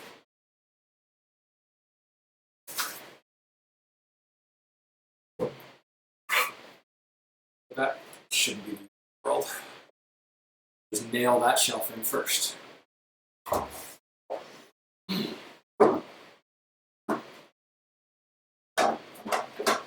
Besides, it's been sitting in the clamps for, what, like 10 minutes? It's enough time, right?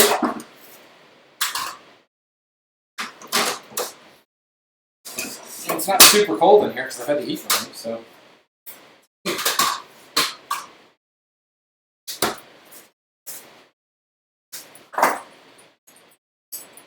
I want to pre-drill on the south all of a sudden.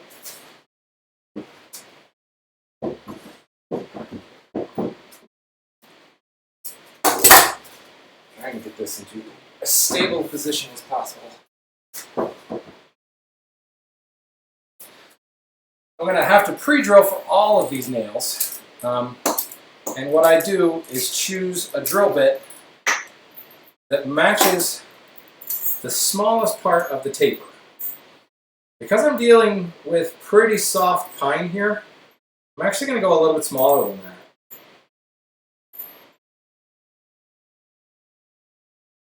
That works. This is, I think it's about a 1/16 of an inch drill bit.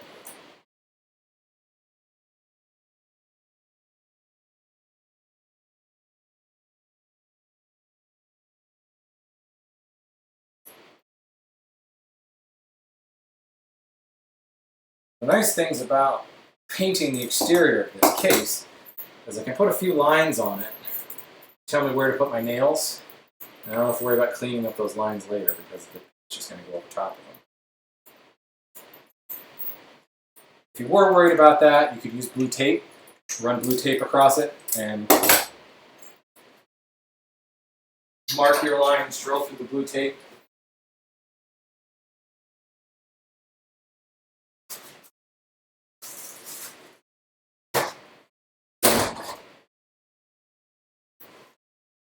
I always keep these little Dixie cups around specifically for things like nails. Once I know what I need, put them all in there, and it just keeps me from scattering them all over the bench top and losing them, dropping them through dog holes in the bench top, and I know where they are, so I'm trying to look around for them. So I'm going to mark the center of the dado on both sides here.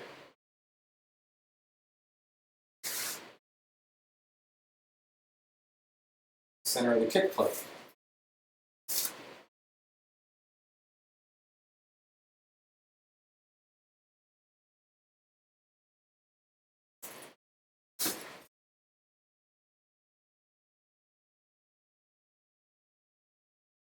Technically, should just be able to run a square across that. Boy, I would kill for a bigger shop right now. Straight edge is behind the case. I could just run my square across the case and be done, but I'm choosing to do things the hard way right now.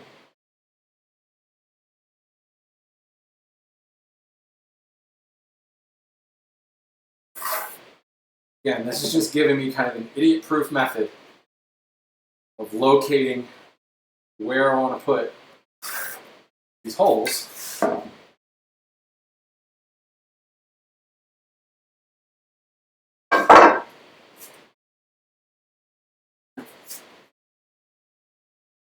And what did we say earlier? I'm going to put 2 on each side. What I would eventually do is put a wrought nail right in the middle, and 1 right about there. Evenly spaced across the case. What I'm going to do is put a cut nail in between those spaces.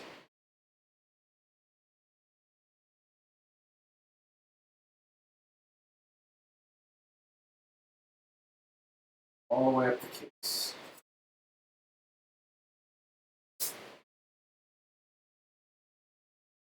Lining the stuff up by eye.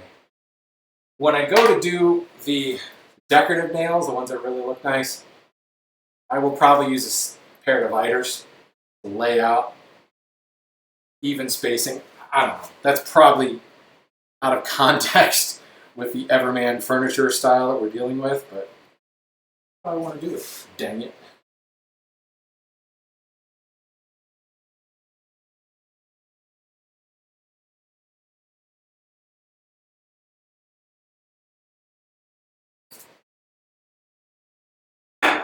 So, now I want to drill the depth of my pilot hole to 2/3 the length of the nail. Which if I bottom out that bit, it's about 2/3. Maybe a little less than that.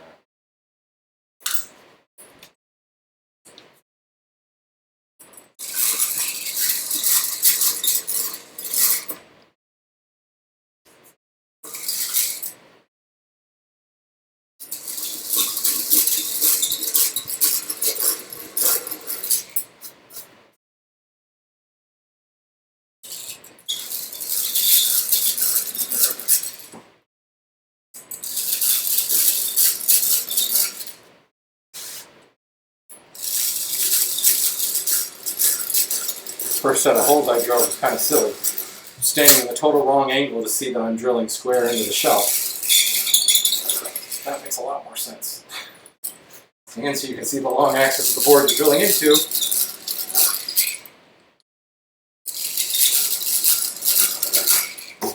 Okay. Let's drive some nails.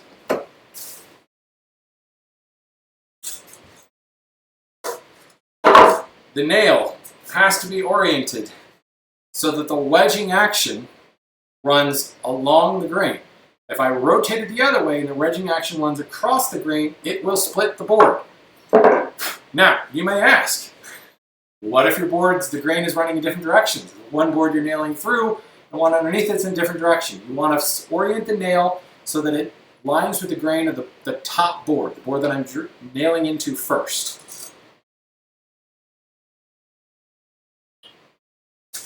And that's where these Warrington hammers are nice, because you can line up the narrow part and just ensure that you've got that wedge going the right direction.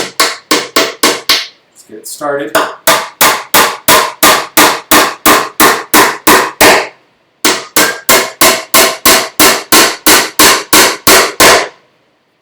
Here we go. I'm not going to even bother to countersink these. I'm just hitting them flush with the board. Because I actually, the less I've got to fill a hole, you know, to fix the, before I apply paint, it's just going to save me time. And honestly, if I can just barely see, you know what? Let's do this. Let's think about this. If I can just barely see where these nails are before, after I apply paint, that way I make sure I don't nail into them again. It should be okay because I'm putting them in odd positions, but what I'm going to do on the, that's not the bottom of the case, I keep doing that. On the bottom of the case, I'm going to sight down here and just put marks where I'm putting those nails. So that way if it's not clear when I come back to this later, I can look those marks and draw a straight line and go, okay, that's where my nails are.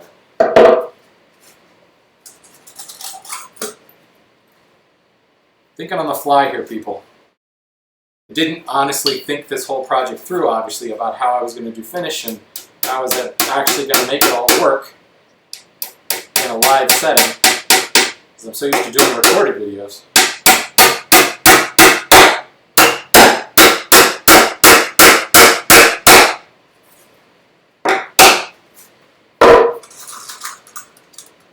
Put these guys in.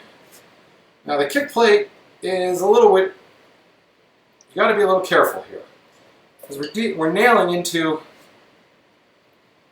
right near the edge of this board and near the edge of the other boards. These cases, there's a lot of material on either side of these nails, so you don't have to worry too much about them splitting. Here, I actually sunk my pilot hole all the way to the chuck, so it's actually about the entire length of the nail. Because I really don't want to risk splitting when I'm so close to the edge of the board.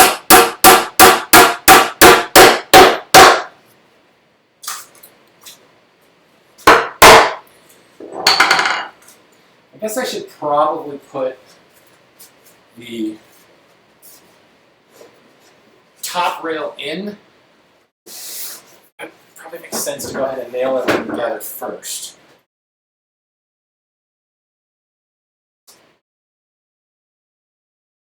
Then I can nail in the top rail later. But in other words, nail it in, put some glue on it before I go about dealing with shiplap boards and all that stuff. So we'll look at the marks I put on the end grain down here, and we'll do just the same thing. So 4 inches, pretty good by eye, but it's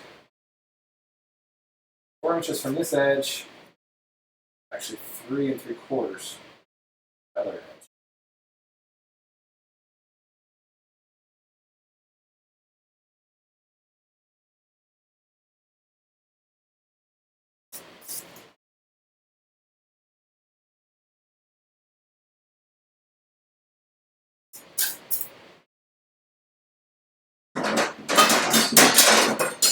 You guys still with me? Helped by this watching I got nail stuff? No, it's compelling TV right here.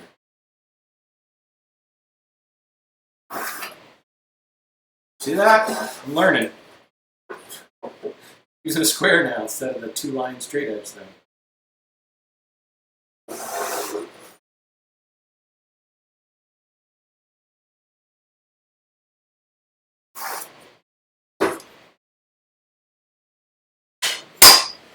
And kick.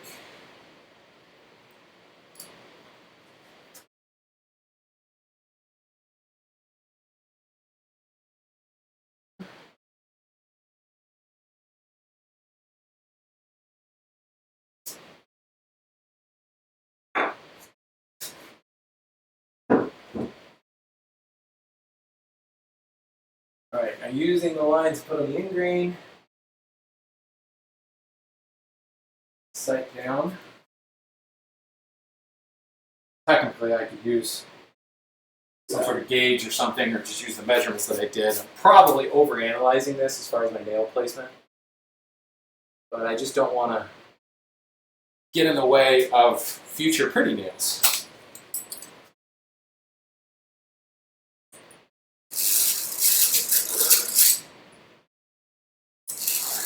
I used my bradawl on the last one. I don't know that that's really necessary.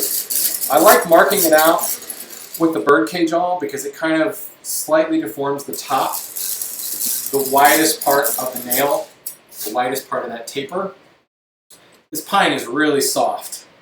It's just not necessary. It's kind of overkill to use my birdcage awl like I did earlier.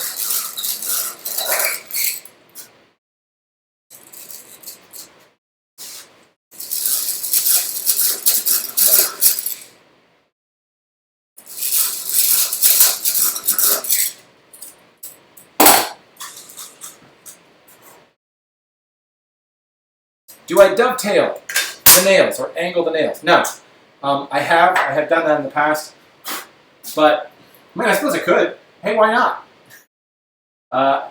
It's really not necessary in this case because I'm going to be putting another round of nails over top of it.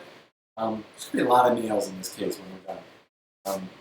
But in case you're unaware, if you angle the nails, you're essentially kind of creating a dovetail, a mechanical advantage. With nails like this with a really small head, it's really not that big of a deal. But for giggles, let's do it. So I'm going to lean this nail back towards me. Although I guess technically I should have pre-drilled it at an angle, and I didn't. So maybe I don't want to do this. But I just did. Pine is just so forgiving, man. You gotta love it.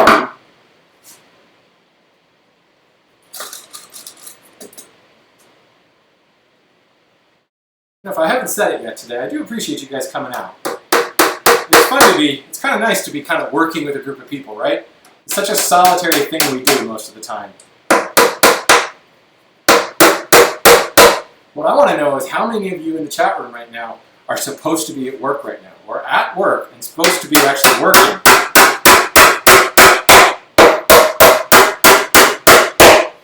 Lumberyard's actually open today. I actually took today off. We don't have today as a holiday, unfortunately. But I just wonder how many of you also had to work today, went into work and said, oh, let's just put Sharon on in the background. Just put my headphones in, pretend I'm working, and actually just watch YouTube. You know, if I tried to do that at my office, I would probably cripple the server. Our 1960s IT department.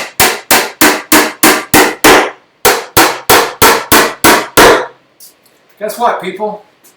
We have a bookcase. Look at that. And it only took 3 days to make. Let's think about this. Well, I mean, obviously, I haven't finished it yet. Once I put the finish on, once I put the pretty nails in it. But the construction is done.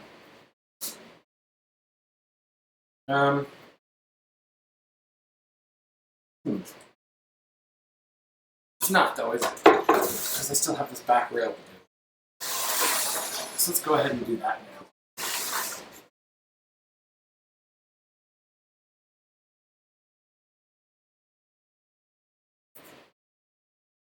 now. Dane, what? I thought this was work. Well, technically, I could justify it, right? I talked about wood today, and talked about how to deal with pine and what happens when it weeps, and I threw some disparaging comments about how people dry their pine in other lumber yards. So, you know, that's kind of like work. To be honest, this is work for me. Content creation and fun stuff like that is work for me. This is a little bit weird. I think what I'll do...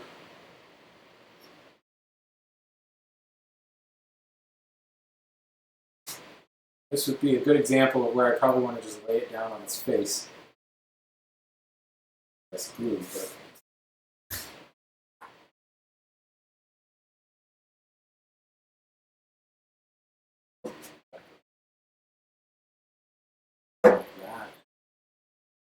There was part of me that thought about doing something cool with this backerboard, like carving something into it, but yeah, that's laid plans.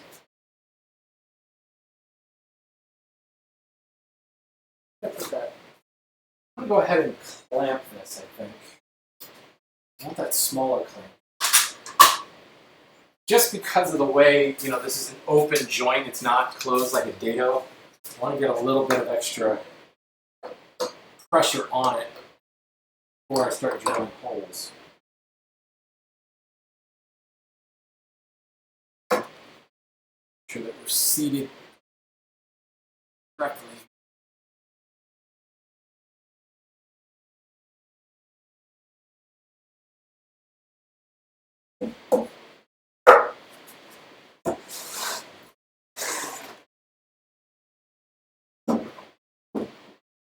Can't even imagine if I built this in oak or something. Sucker would be heavy.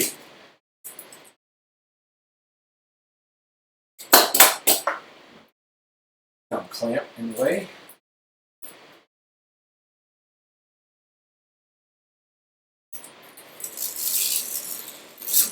A little awkward, but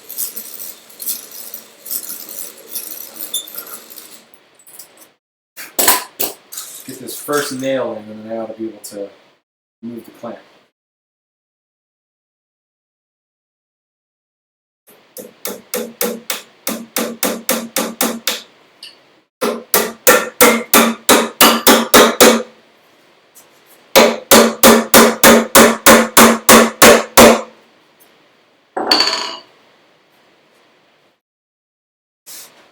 Technically, I should go ahead and put a nail on the other side before I take the clamp off.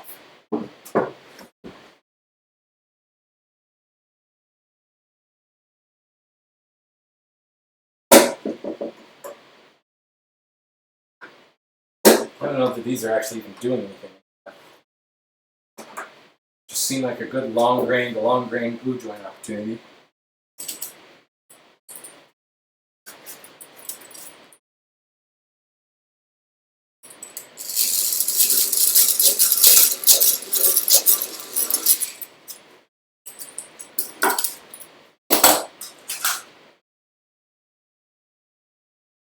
So let's see, I did about an hour and a half stream on Saturday, and then I came back later that day and put in another 90 minutes to finish up filling. Probably spent about 30 minutes prior to streaming gluing up a couple of panels so that I was ready to go when we went live. So what's that? 3 hours, 3.5 hours to do all the milling. I did about a 2-hour stream yesterday for the joinery. And then, let's see, I came back in the shop at 8 o'clock last night. Did a dry fit. I think I posted to Instagram around 11. So I probably spent another 3 hours finishing up the joinery, doing the dry fit, doing the shiplap boards. So 3 hours, so that's like 5 hours. 8.5 hours, I guess. So what does Chris say? You can build this in like 6 or 8 hours? I guess he's a better man than me.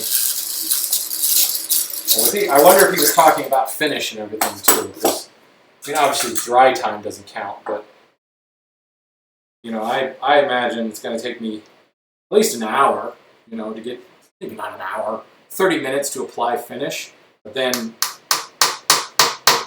2 to 3 coats. So you're going to get into an hour, hour and a half pretty quickly.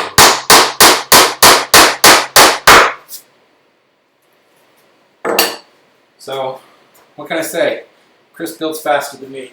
I never claimed to be a very fast builder, but not bad. Whoops, watch the ceiling. In my next shop, I'm going to have 12-foot ceilings. These 8-foot ceilings and like almost 7 foot at the front of the shop is just killer. Constantly bumping into stuff. Makes it impossible to move lumber, let alone completed projects around. But, you know, I wouldn't say that I was killing myself, that I was, you know, pulling all-nighters or anything. I mean, like I said, I went on with my life yesterday. I had to take care of a few things, errands and stuff like that. So I didn't get back into the shop to finish the joinery until 8 o'clock or so. But, you know, an 8-hour build over the course of a weekend, and you have a bookshelf. Can't complain there. Now, the fine finishing nails, the headless nails that I used here, I will not use those on the backer boards. The feature that we're actually embracing here, the call them headless, but they're not entirely headless. There's a little head there.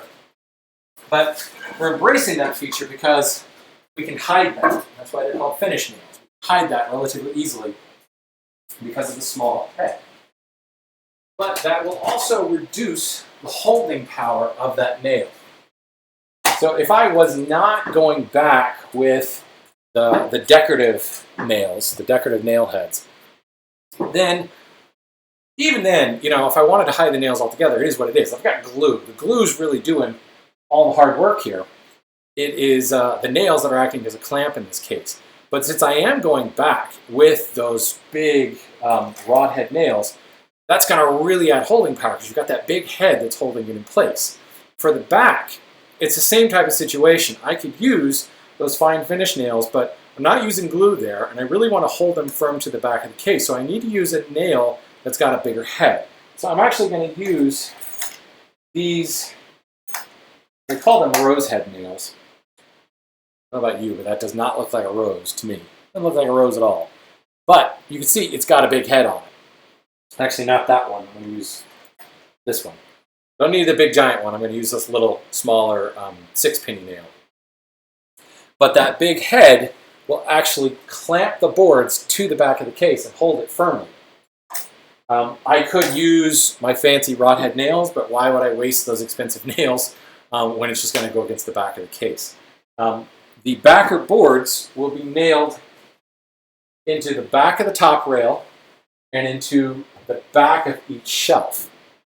And as I mentioned, here, let's turn the whole thing around. Show you what it looks like.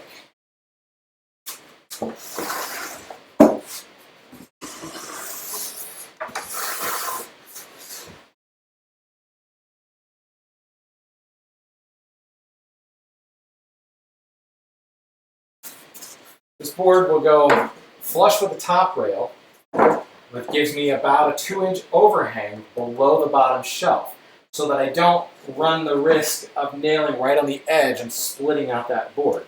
So again, I'll be orienting the wedging action of the nail in accordance with this board. So wedging along this long grain direction. I'll have plenty of nailing surface into that top rail, and then plenty of nailing into the back of each one. So it's going to be like super rigid and strong once the whole thing goes together. And it'll look really cool, especially, now I'm rethinking the armor seal, or not armor seal, the Endurovar. Endurovar doesn't impart a whole lot of color, just a little bit of ambering. But use something like armor seal, which I have a little bit of that, it's going to have a little bit more amber, or a little, any oil would add a little bit more amber, which might look kind of cool. Of course, if I did a shellac, it would do the same thing. Might warm up the pine a little bit. It's kind of cold looking right now.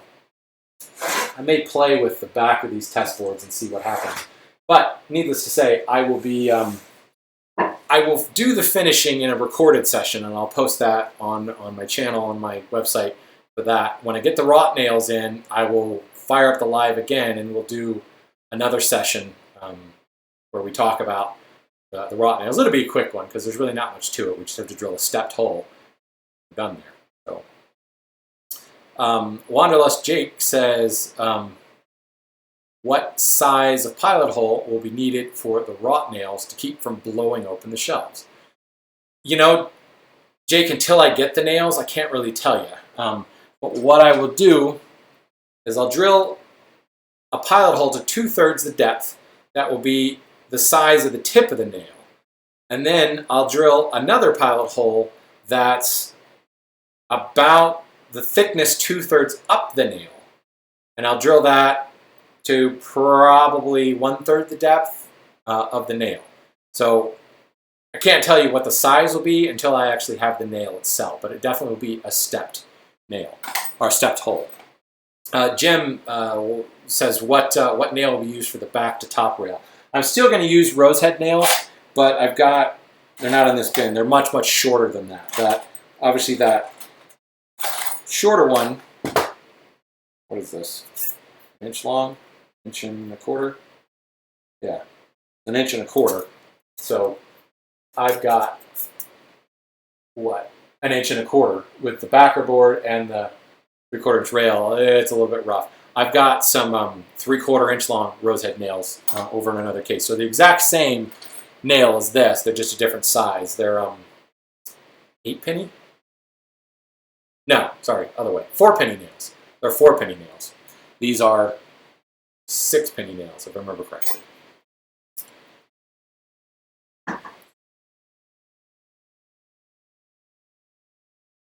Dane, good point. A few drops of Transtant, Amber, and Duravar is great. I may just do that. Just to warm it up a little, you know? I think, and I'm going to go, I haven't quite decided. I've got some General Finishes milk paint that I actually won years ago. A little like email list thing that General Finishes did. And I won several quarts of this stuff. It's still good, but it's kind of like I didn't pay for it. So I don't know. It's just been kind of floating around. So I've got a blue and I've got a green. Right now I'm thinking I'm going to go with the blue, kind of a colonial blue look, but the green's kind of cool too. So I'm going to let my wife make the final call on that. But still, it's going to be a dark, rich color on the outside, and I feel like if I've got this kind of water white finish on the inside, it might not look as cool. Something to warm it up, which makes me think an oil might be a little bit better. Cone-shaped drill bits. Well, there are tapered drill bits. I've got a couple of them.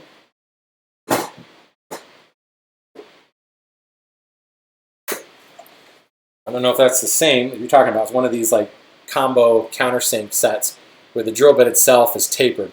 That would be a good solution for it, and that just reminds me, when I get those nails, I'll check against my stock of bits here, and if I've got one that would kind of fit, that would match those proportions I was talking about earlier, then I may just use that. And I don't have to deal with a step hole, but in terms of illustrating how to do a step hole, I'll probably do it anyway, because, yeah. David Smart. 8-foot ceiling, luxury. Sorry, that was my best Monty Python. Luxury. Some of us are in a 10x6 shed. Hey, I feel for you, man. I feel for you. I try not to complain about my shop size, because honestly, if I had that much more room, I would just end up using it. And that's just not good. Dwayne says, I have a drill like that, and it needs springs in the chuck. Any suggestions? I would call Liberty Tool up in Maine, because they've got a drawer. They have an old card catalog, and it's filled with parts. And the last time I was up there, they had drill chucks, different chucks, so that they would probably send you a chuck rather than the actual springs, but they're not, the place is cheap, and you might be better off. I suppose you could fashion a spring. You could just use like the spring from a pin. It's not a heavy-duty spring. David says, it's a shame I missed most of these 3 episodes. Well, they are recorded, my friend. They are available on my channel. You can watch them anytime. But yes, I will be doing more of these. This was a lot of fun. It's exhausting, I'll be honest. It's been 3 days of just constant, whether it's in tech gremlins, there's a lot of setup that goes on to make all this fun stuff work. But I do think that I will be doing this again. It's just way, it's fun to have that kind of interaction. Well, that being said, we've, oh, Miller dowels. Yeah, those drill bits for the Miller dowels. I have one of those. Yeah, here's one. So I've got 2 of them. I just don't know what the other one is. It's the same idea. It's a tapered bit, but there are little steps along the way.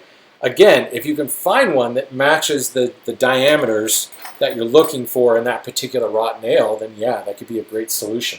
There certainly are lots of conical tapered drill bits on the market. Go to a specialty drill bit supplier, and I'm sure you could probably save yourself a lot of time. I know somewhere, doesn't Chris, whether it's in the book, whether it's in the book or in his blog, I think he mentioned, hey, Matthew, you're reading my mind. Taper bits are what Chris suggests to use for the Riviera nails. Yeah. Yeah, I mean, if you're going to use a lot of wrought nails, it's probably a good idea to get a tapered bit, because it'll certainly be a lot more efficient than drilling, 2-part hole. That would be a lot easier. All right, well, guys, I am going to kill this stream. I do appreciate you guys hanging out. All right, Matthew, you snuck it in. One last question. How wide would the bookshelf have to be before you would worry about the shelves sagging, and how would you address that? Is it still out there? There used to be a website where you could look it up. If you Googled Sagulator, Sagulator, Sagulator, there was a calculator that would help you based upon the thickness of the material, the type of the material you're using, how wide of a case you could get by before you started to sag. I think, honestly, when you get to 36 inches, beyond 36 inches, things are going to start to be an issue. But what you can do to prevent that is stiffen things. So if I were to take another piece, obviously it would probably be a little bit wider than this, but you'll see this a lot where they'll actually take a piece and kind of glue it to the bottom, much like we have with the kick plate on the front. It's attached to the bottom and it will prevent sagging. The kick plate not only keeps dust and stuff out from underneath the case, but it also prevents this case, which is the tallest one, where technically I'm going to put the biggest, heaviest books. That kick plate will actually stiffen that and prevent it from sagging.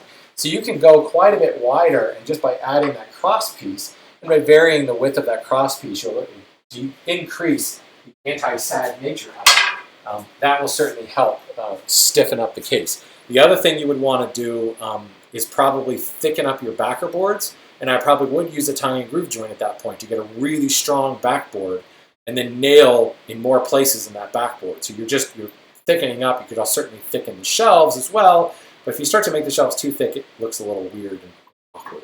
So yes, thank you, Scott. On woodbin.com, you'll find the Sagulator. But you know, you can get real technical, or you could just look at it and go, I don't know about that. I feel like it's just strengthen it up and add strengtheners to it. So much of this is kind of, at least in the way I work, is kind of gut feel. I look at that and go, I don't feel good about that. I press on that shelf and go, that's a little spongy. I'm going to stiffen that up a little bit. The minute I start going down the rabbit hole of looking at design values and actual engineering calculations, first of all, I majored in music. Well, I majored in physics too, but mostly music. You don't want me doing those equations. I've done a partial differential equation since I was a junior in college, so I won't be having it again. Anyway, hey, thanks, Gary. I'll be recording Wood Talk again today, so you'll be listening to me, well, tomorrow. Anyway, thank you. Thank you so much, everybody, for showing up. And let me just throw the last little plug in. I am running a sale at the Hand Tool School right now, 30% off everything, semesters, projects, or annual apprenticeship. I guess technically you could apply 30% to a monthly apprenticeship, but it only applies to the first month. That seems like a waste of a discount. So if you've at all been interested in the Hand Tool School before, now is a good time. Good deal going on. Use the code SNOWPOCALYPSE and you will save 30%. If you've never heard of the Hand Tool School before, well then I've done my job. And now you've heard of it, go to handtoolschool.net, check it out. Let me know what you think. Leave me a comment, go to the FAQ, ask me a question, or just say this sucks and get out of here. Whatever. It's my school. There are several members here in the chat room. There's several apprentices here in the chat room. If you guys have questions, don't trust me, ask them. But that's all I'm going to say today, folks. I do really appreciate you coming out, hanging out with me, sticking with me for 3 days of long streams. Now, for those of you that are at work right now and supposed to be working, yeah, get back to work, people. Get back to work. See you guys.